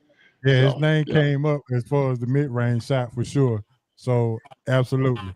So Bo Bell, I do have a question in the chat for you. Uh, I'm gonna answer it a different way because I was asked this personally. Um, it was, how many players did you coach that are actually in the NBA or made it to the NBA? Man, that's another loaded question. It's probably Another about, loaded question. yeah, it's probably about 11 players that Okay. actually made it to the league, but it's close to 100 that played in Europe and, all over the world at the highest level. But it's probably close to about 500 kids that got Division One scholarship over the last 25 years. And I think that's most important, the impact that you've made. And let's not downplay Europe, or let's not downplay international play, because that's where most of your teaching has come from. So yeah, we're not Absolutely. gonna, yeah. And The that, and impact that that you've made all over the world has been tremendous. So I think you should stand on that and talk about more of how many players that you've impacted, not just in the NBA, but just getting them free education. Well, the thing is, man, that's how me and Dale kind of reconnected because he brought his son to me. He did his research. I mean, he could tell you because he a professional, so he did his research and he wanted development for his son, not training because you train dogs, cats, chickens, and animals. You develop people, so it's a whole different approach. And he recognized the work that we do. Having played in Europe for so long, man, I saw the disparity and the lack of fundamentals in our players. Now we're more talented here, more skilled, but coach and Dale will tell you, we're not better basketball players now, man, because we got bored with the basics. You follow what I'm saying? Now if Mm-hmm. we stay with the basic principles of the game, and we've devalued winning as a team. And I'm talking about at the grassroots. A lot of guys more concerned about stats and how many points they score, especially our younger kids, because that's what's being sold. It's all about economics at the end of the day. But Dale reconnected. We reconnected together, man, and because he see like it's you gotta start with the basic principles, and I never deviated away from that. Starting with the feet. We rebranded the name Feet Work. We don't call it footwork. You talk about foot, you talk about one, you talk about feet, you talk about two. And I've been screaming it for the last 25 years when I left Europe that they was coming. They here now. And so, everybody's kind of shooting the message. Ah, man, that's old school. No, no, no, no, no. I'm telling you, they're more efficient and more effective. Players like Dale could have played in today's game easy because he played the game the right way. Yeah. So Bo, let's talk about how some of your teachings has helped guys like a Lou Williams and Amino Afaru and players like that. And one of your favorite guys that went to I forget his name, went to Malcolm Brogdon, Brockton. Yeah, another one of you guys. There's another one that the guard, the one of your favorite, the other guard. Gerard Curry. Gerard, yeah, Curry. Yeah, that's the guy. Curry is the one. Now, all of these guys had what in common coming from Bo Bell? It was their feet. They was efficient and effective. It was their feet. And a lot of people think, like even today, if you listen to players like Kyrie, he'll tell you it's not his dribble, it's his feet what beat you. The dribble, the feet get you, but the dribbles deceive you. You see what I'm saying? So it's feet first. Even with the guys like Luca and Joker, these guys can't jump over a dime. But because they use their feet first, right? The game slows down, and that's the magic sauce. The first time I went to Europe, Dale, I think I told you this, man. They just had me playing soccer in practice, man. The first practice. Mm, So that let me know right now this is a whole different ball game. I thought it was stupid. But then once I started seeing how they was working out, all the players, 6'10", 6'11", everybody did the same thing. And it was all footwork. It was footwork, footwork, footwork, feet work, there the you whole go. practice. Mm. So that's why I think those players, and then they don't have all the, what I would say, they have academies over there. That's why I call it the Bo Bell Basketball Academy. You know what I mean? It's because I wanted to be like an academy similar to what they do in Europe. Right. And so the impact has been crazy, not just with those guys, but a lot of guys came through me that's coaching and have academies like what I have is trying to make a difference as well. So I'm not going with the hype. When everybody go right, I'm going left because I know at the end of the day, the cream is going to always rise to the top if we stick with the basics. Gotcha. All right, going back to you, Dale. Yeah. A legend in Tennessee. Knoxville is just probably your second home. I wanted to ask, did Pat Summitt take any shine away from what you guys had going on in Tennessee while you was there? Wow. Well, she always had a winning program. So yeah, it was fun to watch the girls play basketball. But when I went off to the University of Tennessee, it was mostly about football, the SEC, back in that era. But as a whole, the athletic program, we actually was very successful in track and field and football and swimming, whatever sports, baseball. So it was Mm-hmm. an academic and athletic school. But I enjoyed Knoxville. Um, yeah, I'm trying to get back as often as I can. All right, so me and the guys were trying to put together a all-time starting five for the University of Tennessee. Now, we ran into a bump, and we almost had to go with all guards because the only names that we could think of, we couldn't think of no big guys. The only guys we thought of was the Ernie and Bernie, Allen Houston, Dale Ellis. We got the four, and then we got stuck right there. So we was going to either bring you in to tell us a big guy, or we was going to bring Candace Parker in to start and put her at the four position. But we was lost, so we said, well, we'll wait to the ledge to come on and see what he got and see what his starting five looks like all time for the University of Tennessee. Yeah. When you look at these players, you look at different eras. Bernard, absolutely. I got a chance to see Bernard. I didn't see him play college basketball, but when I was sitting on the bench in Dallas, I got drafted by the Mavericks, and watching him play, score 50 points, it was amazing. I didn't get a chance to play that game, but the very next night he went down to Houston and scored 50 points against the Rockets as well. Yeah. Bernard was an awesome player. Mhm. Grunfeld, I didn't get a chance to play against. But you've had some great players. You've mentioned big guys. Well, we have Reggie Johnson. I don't know if you're Yeah. familiar with him. Okay, yeah, I do remember him now. Yeah, now I remember him now. Yeah. Yeah, Reggie won a NBA championship in Philadelphia with the 76ers. Then you had Kevin Nash, Big Sexy, they called him. Big Sexy. He became a professional wrestler. Okay. Yeah.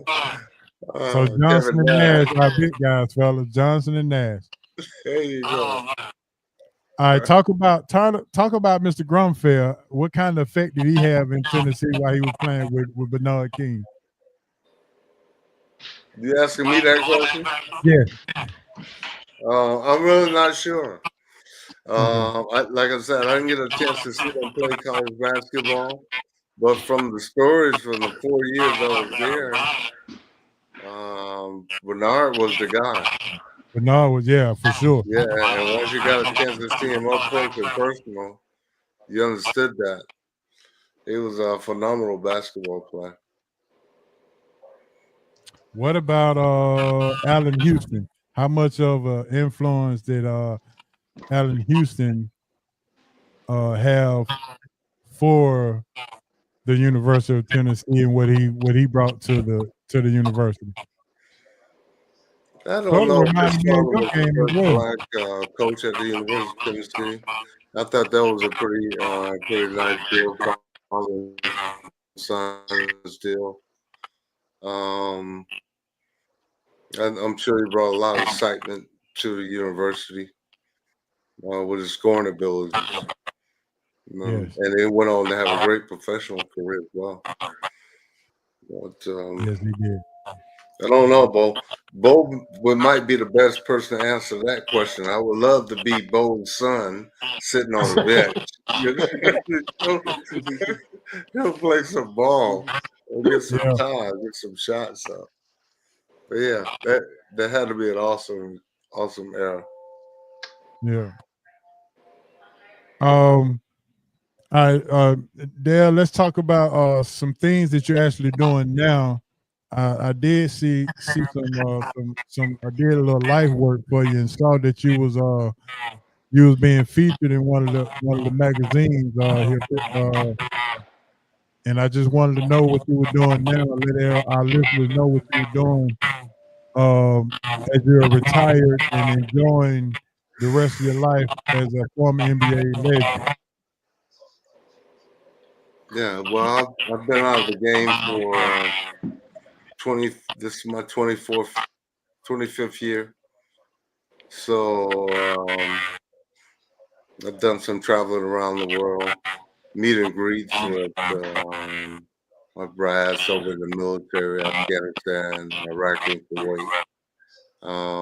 Exhibition games also with retired players. got to play in some different countries, entertain some folks. That was really exciting to play over in Europe. I'm currently president of the Atlantic chapter of Retired Players Association. So what we do is fundraise. And our last fundraiser, and we've done quite a few, but our last fundraiser was to raise money for Northside Hospital Cancer Research Center.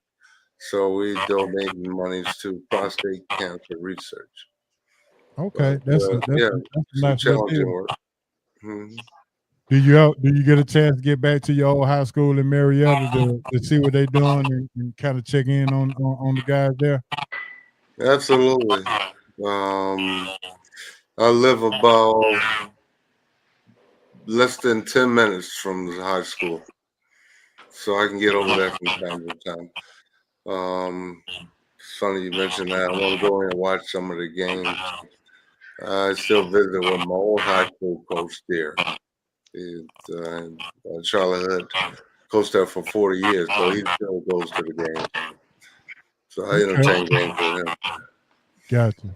So I'm Mhm. gonna ask you and Bo this same question. What is the difference between basketball when you played and now, as far as you know? And Bo, I'm gonna let you go first to kind of get Dale a little bit of momentum. Right.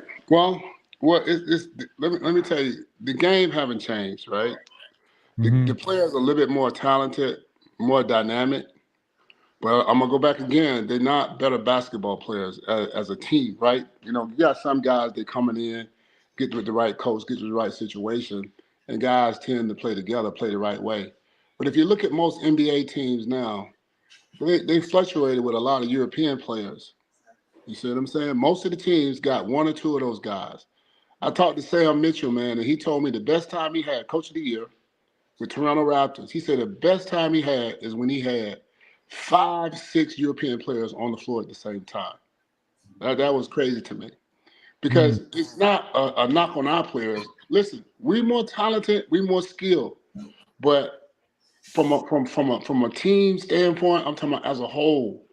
You know, we used to know who was going to get 40 or 50 back in the day. Everybody getting 40 and 50 now. We used to know who that guy was. And so now what it is, and also they altered the rules. You can't even touch him. Dale would have scored 50 back in the day. Mike would have averaged 100. You know what I'm saying? Like, because they can't touch these guys. So the rules have also helped the European players come over here and play. But at the same time, I just truly believe, like, if we do not start at the bottom with the grassroots and get some type of universal system in place where we all speak in the same language from a development standpoint, right? And start at the top and bring it together.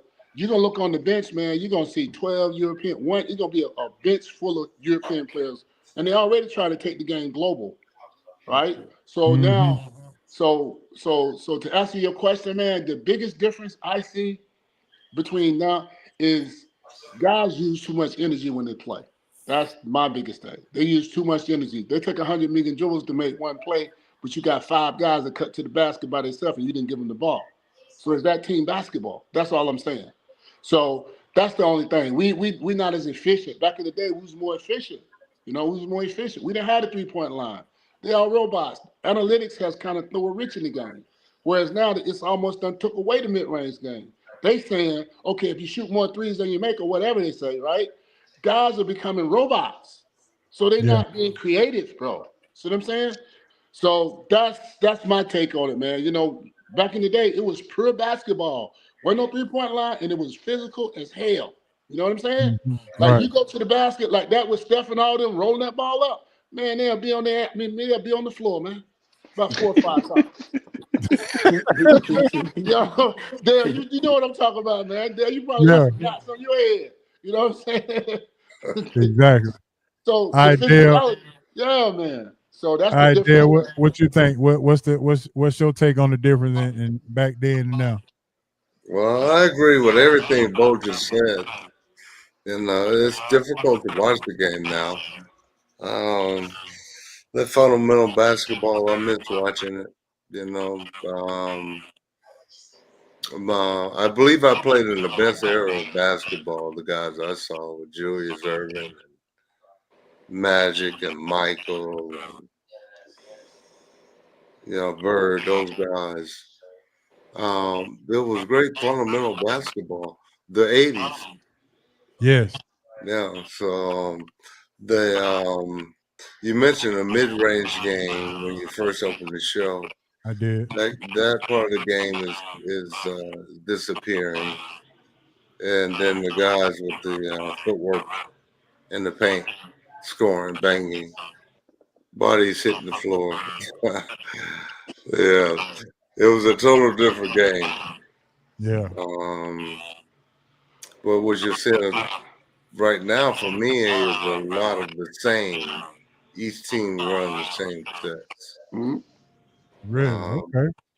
there was a time when you knew you were going on the East Coast to play ball. You're gonna have to run up and down the floor. They were gonna play fast Mhm. pace. And then you on the East Coast, it's gonna be a little bit more banging, running sets. So you got to be on top of executing your offense. But pretty much the same basketball is what you're watching right now. So I can relate to what Bo is doing. I think it's awesome what he's teaching, the Yeah, fundamentals. The footwork is the key to the game, being able to handle the ball. Hey, But can I chime in on something right quick, real yeah, quick? yeah, please.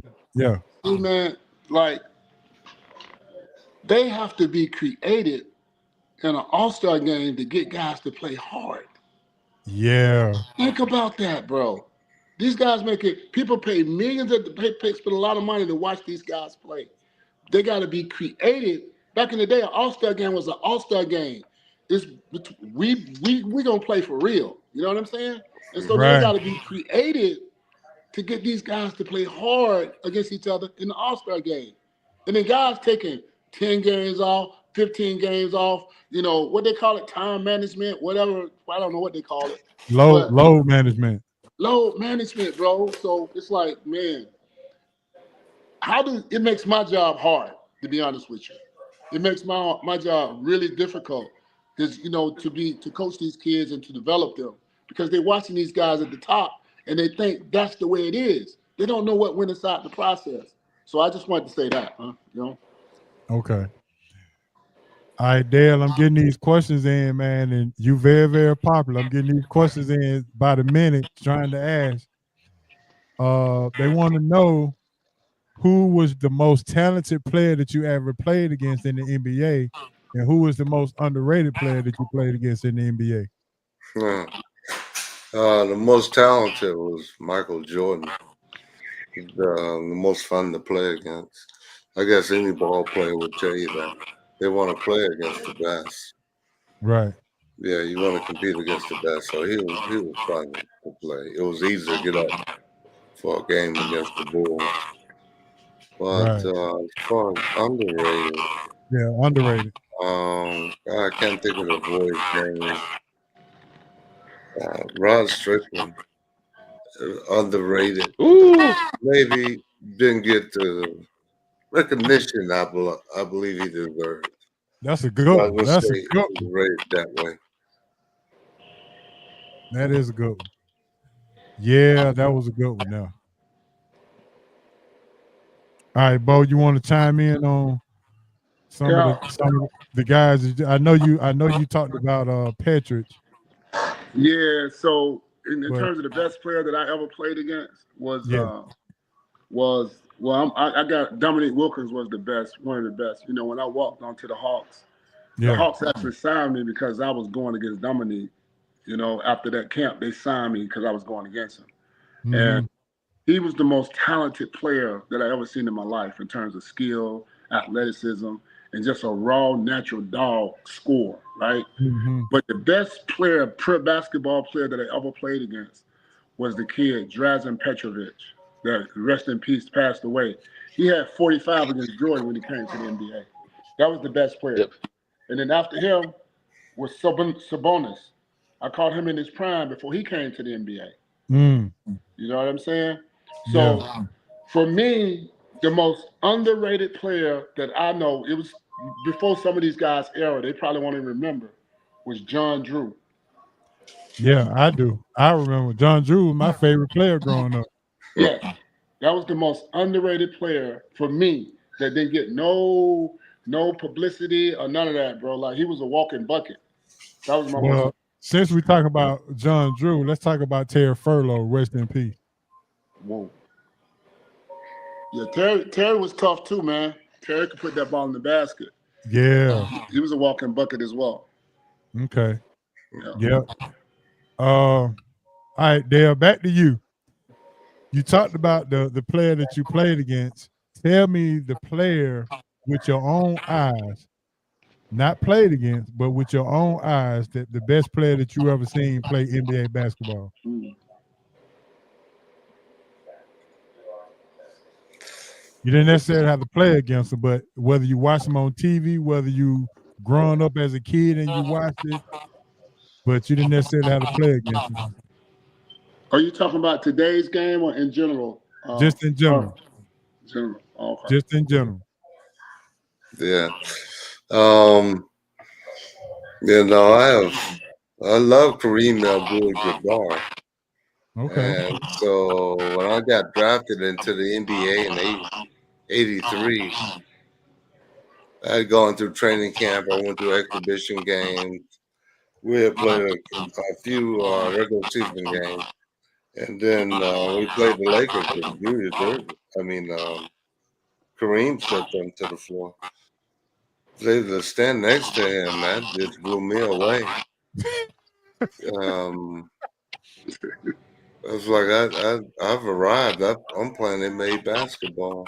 I look, I got guys like that, Julius Erving, Kareem Abdul-Jabbar, George Gervin. To see those guys up close and personal, just kind of blew me away. I've always looked up to those guys. All right, I got another question. Who is the biggest trash talker that you ever heard talk trash to you? Trash talker to me? Nobody.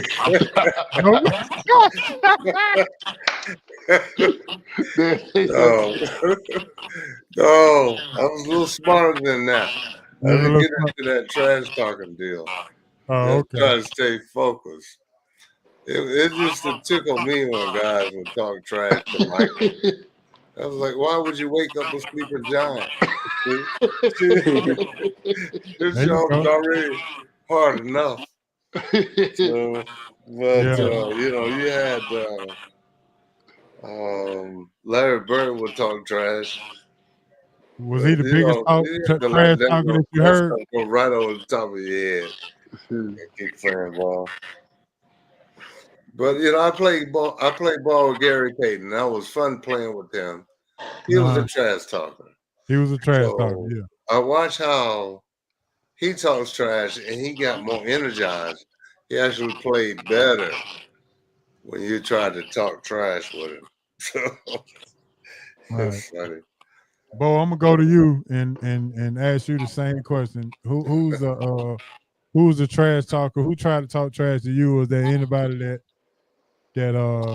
you heard talk trash and you just like, wow, I can't believe he talking trash? Nah, man, you know what? I'm gonna be straight with you. Like, guys really didn't talk too much trash to me because if they talk trash to me, I didn't say nothing. I just score 100. You know what I'm saying? Oh, okay. You know So you like Dale, don't wake up a sleeping giant, huh? Oh man, don't do it. I'm gonna tell you. You remember CDL3? CDL3. Yeah, CDL3, yeah. Yeah. He went to Thayer High School. Yeah, man. He didn't know who I was, right? He heard of me, and we was playing the summer pro-am league with all the guys came down, Isaiah Thomas and all of them. And he just went to talking. You know what I'm saying? And then after the game was over, he said, "Man, what's your name?" I said, "Bo Pete." He said, "Yeah, I heard of you." after 49.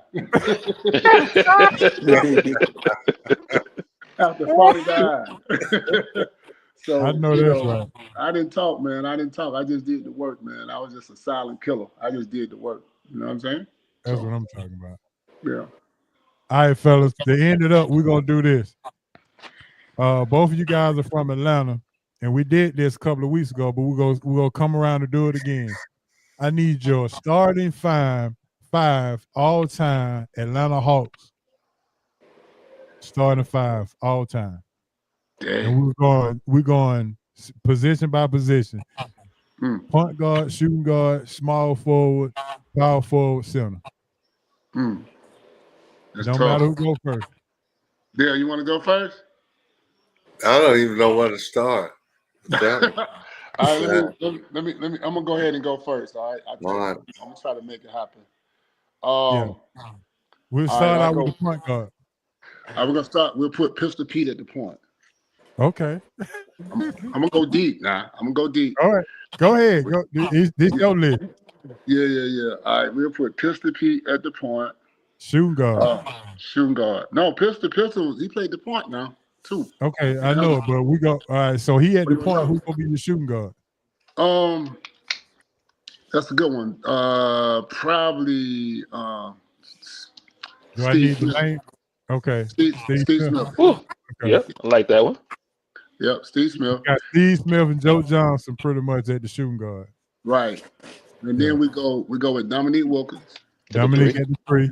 And we put two small forward, Dominique and John Drew. And then look, man, we can't forget about Lou Husson. Like y'all young boys better look him up, man. Lou Husson. And then at the center, man, that one's tough. Just for his defense, I guess you would say Mutombo. Mutombo. Yep. And then power forward, Dan Roundfield. There you go. All right, who's your six man then? Six man would be Lou Will. Lou Will. There you go. I already knew that. I knew the answer to that one. I knew the answer to that. That's my boy right there. I already know. All right, Mr. Dale Ellis, what you got? Yeah. I got to go with everything he just said. I agree with him 110%. I don't even know where to start when it comes. So hold on now. We left out Mookie Blaylock. Yeah. And no Moses. We left out Moses Malone. Moses with the Hawks. Was Moses with the Hawks? Yeah, Moses Malone played with the Hawks, and we left out Reggie Theus too. So, hey, Mr. Bo, we ain't that young over here now. Yeah, Big Moses, 4'5'4". Yeah, Moses Malone. Yeah. So you going with the same starting five, Dale? No, I throw Moses in there. I love the Kimbe. I played with both of those guys. Yeah. So you got two centers there. Moses at the power forward. The Kimbe at the center. At the center. And you're going Dominique at the three. Yeah. Okay, I'll take Dominique at the three. All right. So who you got at the two? You got Reggie Theus, Steve Smith, and Joe Johnson. Oh, and Randy Whitney. Oh no, not Randy. Randy took my spot, man. Did he? Yeah, he was holding out, man. No, I like Steve at the two. You like Steve at the two? Yeah. All right, you going Pistol at the point. Who? Yeah, you can't deny Pistol Pete. Okay. Yeah. All right. Well, that's good. I said we'll go close it out, but let's close it out with the NBA starting five. How about that? Cool. All time NBA all time starting five. Okay. All right. We'll close you first, since you like to get Dale some momentum. So we'll go back with you first. All right, we're gonna go with Magic at the point. Absolutely. We're gonna go with Jordan at the two. Okay. I'm gonna take LeBron at the three. Mm-hmm. I'm gonna take Kareem at the center. All right. And then I'm gonna step out there, man. I'm gonna go with Karl Malone or Akeem Olajuwon at the power forward. Ooh. Yeah. Well, if you're going with feet work, it got to be Akeem, right? I know, right? Got to be the dream. Got to be the dream. You going with feet work? Exactly. Yeah, we'll let Karl Malone come out of the bench and be the sixth man. All right. All right, Dale, it's on you. I see you rub your head to think about some things. Yeah. Yeah, he's the big guys. You got Bill Russell. You got Kareem Abdul-Jabbar. Don't forget about George Gervin, Yeah. Terry Man, Cummings. that's all. This is always a difficult question. Yep. You know? Yeah. So many guys I love. So I don't really care much about answering that. Okay. To be honest with you, I don't know what to say. There's too many of them. Too Too Yeah. many. many great. It's hard. Would you put Bird in there over LeBron, or would you put LeBron over Bird? LeBron off the bench. Off the Okay. bench. LeBron off the Wow. That's tough. Yeah. He might have to come off the bench. I'm not sure. That's tough. Yeah.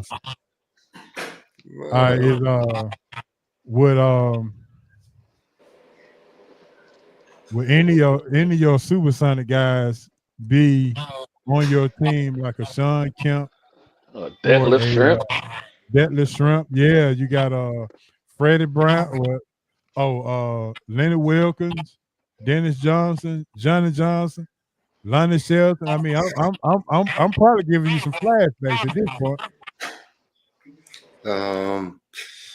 I always thought that Byron Scott had the easiest job in the NBA. All he had to do is run up and down the floor with Okay. Magic. That's it. Okay. Yeah. Play defense, run up and down the floor. You're gonna get wide open shots, layup, dunks.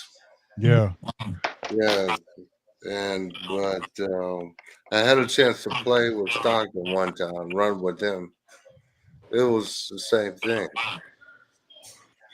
Oh, There was okay. a great guard, you know. Yeah. You Yeah, they're know, a great guard. you know what made them so special though, too, man? Those type of players, you talking about Stockton and Magic and those guys that a lot of people don't pay attention to, is Right. you got two types of assists, right? So you got the one when you pass the ball, you got to do something else with it to get, the guy got to. But they give you the ball, and all you got to do is shoot it or put it in the basket. You ain't got. Yeah. I mean, they lay the ball like on a silver platter. You know what I mean? And all you got, and Yeah. it's so easy when you know you're gonna get the shot to make the shot. And that's what make those guys special, man. They are what we call willing passers. Like some guys, they'll pass that thing when they ain't got nothing else to do with it. When they already done processed 3-4 plays ahead, where they gonna make that pass at? Just like a quarterback. When he come out the huddle, Right. boom.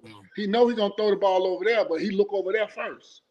Those Exactly. guys was real quarterbacks. You know what I'm saying? Those were I special. agree. Jason Kidd, guys like that. Those guys, Yeah. man, those guys are special, man. And I'm gonna tell you the closest thing to those guys now is that boy out of Indiana.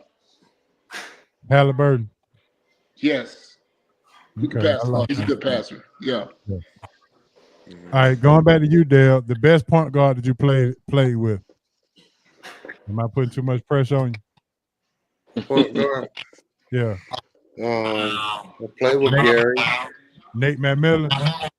Um, I had my most successful was with Nate McMillan. Okay. I played with Avery Johnson. He was a good point guard. Man, Gary was a great point guard. Gary Payton. Yeah. Which one of those point guards threw you the ball with the threads already ready for you to shoot, though? See, that's a mark of a good point guard. Mm-hmm. Yeah, that was Nate McMillan. If I missed the shot, it was his fault because he didn't line the ball up correctly.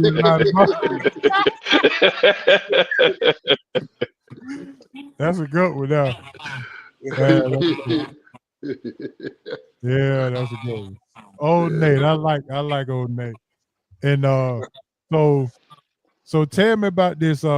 If you were to name, if you would go back to Seattle and talk about the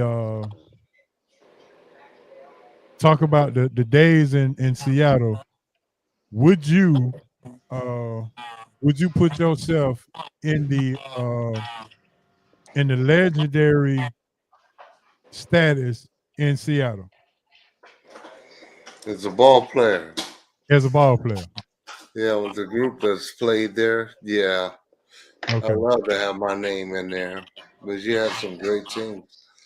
All right. Um, So my co-host is not here tonight. He had to work, but he told me to ask you about this guy who's from Memphis, Tennessee. He told me he was the best basketball player to come out of Memphis, and he went to the University of Tennessee. Didn't play long, but he went there, and his name is Michael Brook. yeah, a shooter. Yeah, Michael Brooks. Yeah. yeah. He said he just texted me said talk about Michael Brooks and how you like his in the game. Oh, Michael could fill it up. He was a shooter. He was a shooter. Yeah, but there was no 3-point line when we were in school together. Okay. But he could shoot it from a long distance. Wait a minute. Let me Okay. ask you this. Let me ask you, Michael Brooks, did he come play in France? Is that the one we're talking about? I'm not sure. Is he about there? Is he about 6'8"? How tall is Mike? No, no. That's Michael not was him. a Okay. two guard. Okay, no, that's not him. Yeah. Mm. Mm-mm. Michael, I want to say Michael can't be no more than 6'4". No, that's not him. Yeah, Yeah. Yeah, he about 6'4", I guess. I'm not Yeah, sure. Michael Brooks. Mm. But yeah, in the off season we wouldn't play our normal position when we worked out and played pickup games. So you couldn't catch me trying to post up, make a shot unless we needed a basket to win. I was working on the other parts of the game. Michael Hmm. was the same way. And I Did you play? love being in the gym with a Michael Brooks, guys like that who can fill it up, Yeah. can Did shoot. you play center at Marietta High School? I did. You Hmm. did. Yes. Okay. Great time back then, huh? Yeah, no doubt. No doubt about it. Yeah. Anybody that you wanted to recognize that you played in high school against or with that that we may not know about. Um, yeah. Sadell Threet. Bo mentioned Sadell Threet. Yeah. Yeah. And I played against Sadell. No, I take that back. Yeah, I played against Sadell one time in high school. We're in the same class. Okay. I got a And so couple of names for you. I got a couple of names for you. right. My So he went to Thurl High School. They came yeah. into Marietta and beat us again. Oh, okay. Yeah. I got a couple of names for you and Bo. My Mm, uncle best friend, which is he's my uncle as well. Donald Brock, West Fulton High School, played with Ricky Brown. okay. Uh, and Yeah, while I Brock was was a problem. yeah, he was a problem for sure. And then Mm-hmm. when I was in the 8th grade, my assistant coach on my basketball team, I went to Kennedy Middle School, was Anthony Flanagan. Ooh. Now, Anthony Flanagan, man, I used to try to duplicate my game, my passing after him, man. This guy Listen, was man. he was doing the Magic Johnson passes back then, bro. Oh, I already know. And listen, I just found out that my dad and my uncle grew up with Anthony Flanagan in Pittsburgh. Oh wow. I just found that out. I was like, I never knew that. Mm. And I'm like, bro, this dude, when I tell you with my own eyes, with my own actual eyes, the best basketball player I've ever seen in my whole life. And he was absolutely just super amazing I Hey, mean, he was my head coach at that time. I mean, my assistant coach at that time. But he played with he didn't even tie his shoes up.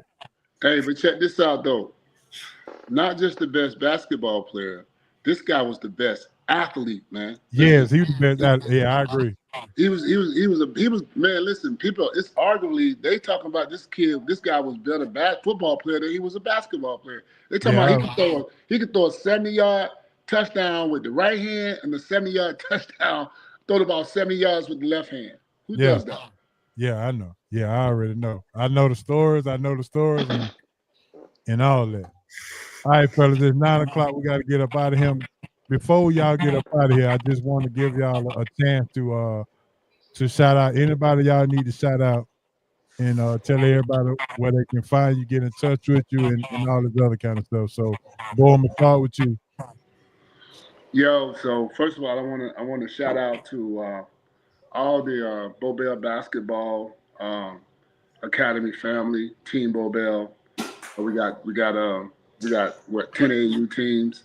Um, I also want to shout out to my family, my wife, and all everybody who follow the supporters of Bobel and what we do, man, and all the people the players that came through us. I want to shout out to you guys to continue to do what you're doing to help and to transfer that generation and keep flipping it over. So that's who I want to shout out to. And hey, guys, thank you guys for having us on. Appreciate you. Absolutely. Let's do it again. Let's do it again. All right, Dale, it's on you. Who you want to shout out and let everybody know how they can reach out to you to help in any means necessary. No, I just want to shout out to you guys. I love your show.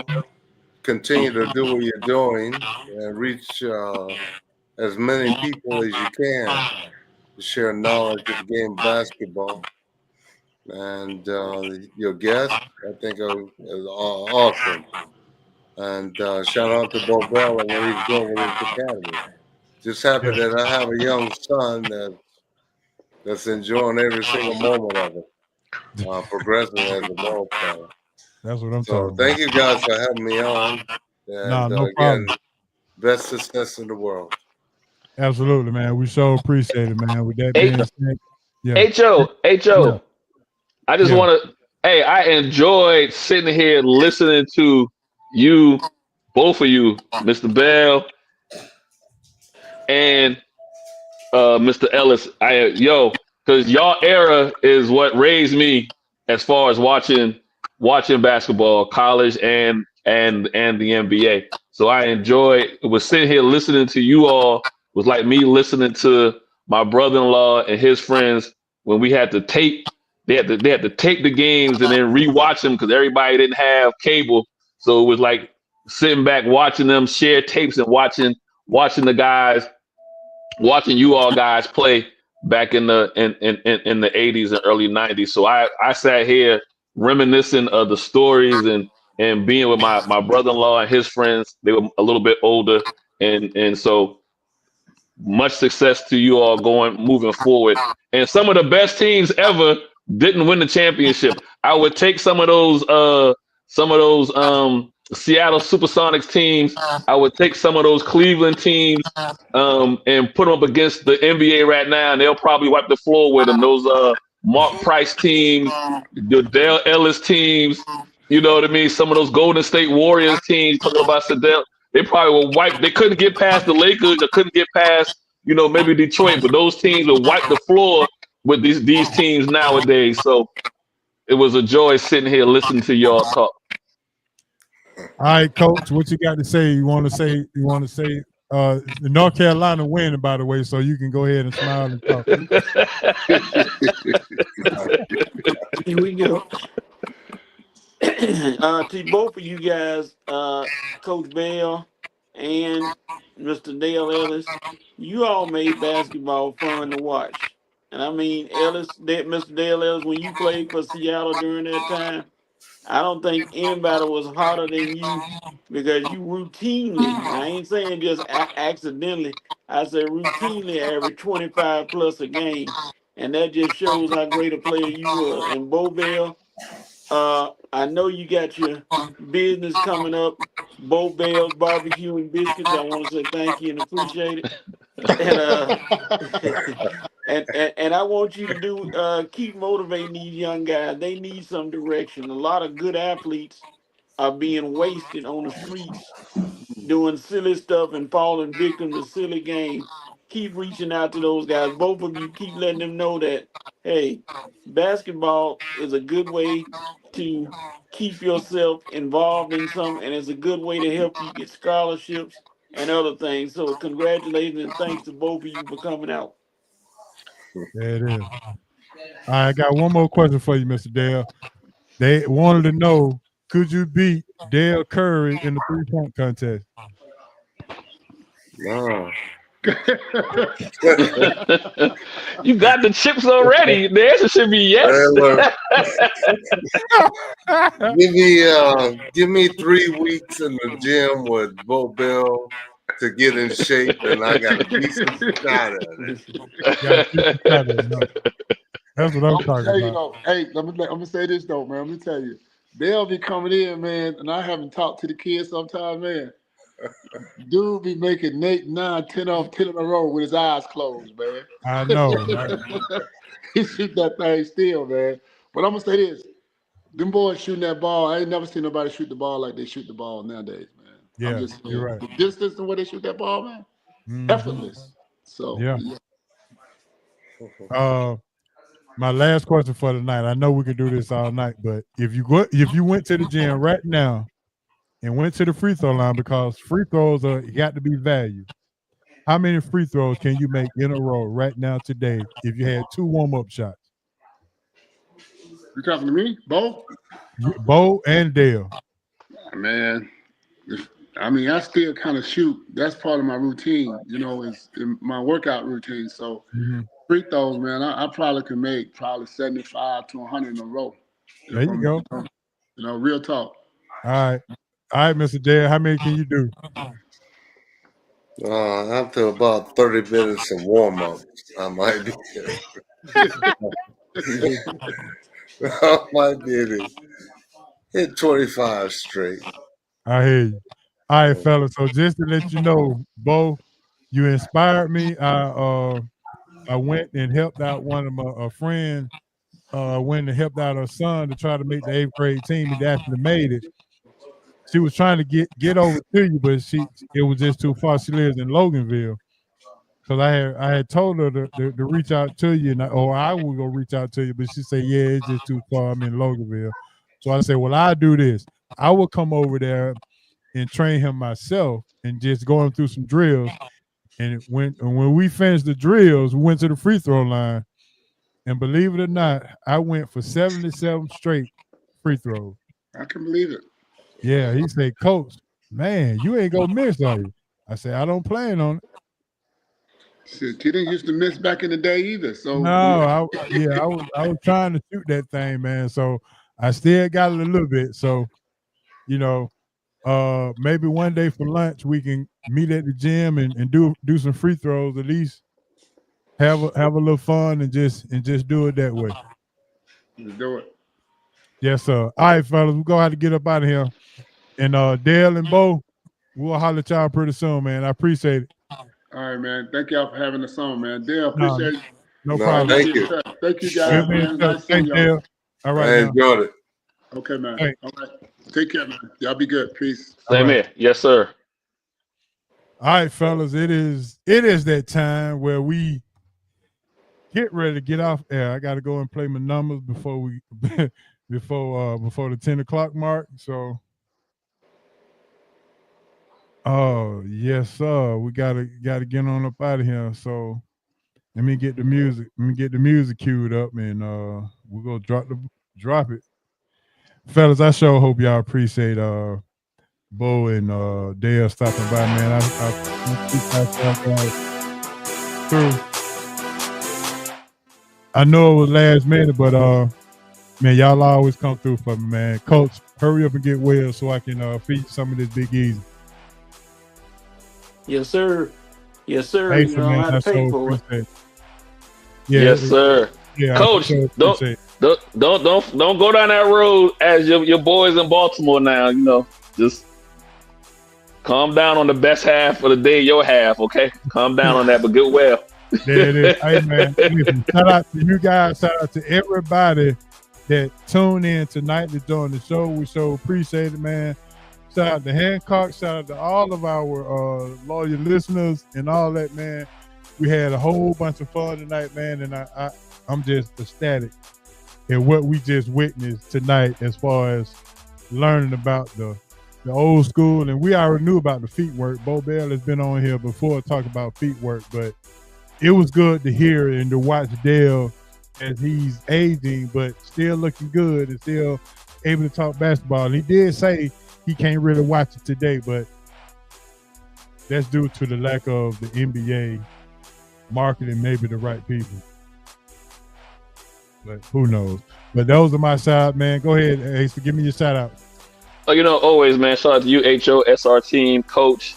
Always have a good time when I come on. Just talk a little bit about sports. So I appreciate that and your fan base and everybody chatting on the chat room. Yes, and then one time to my partner, Don, the D and DNA.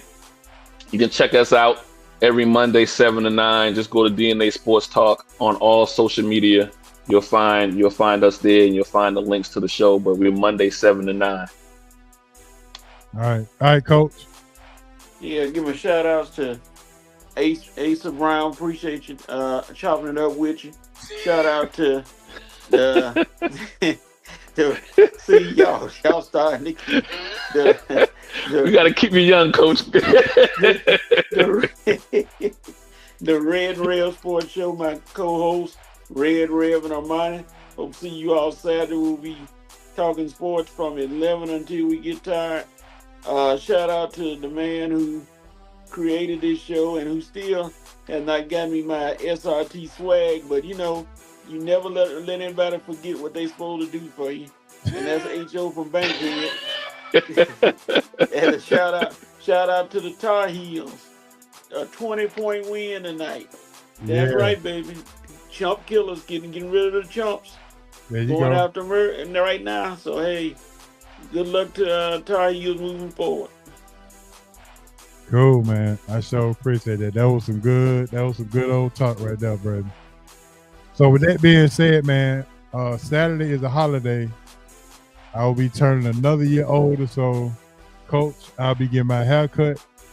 And if I need to come on the show for you Saturday, I'll be in the barbershop chair doing the show.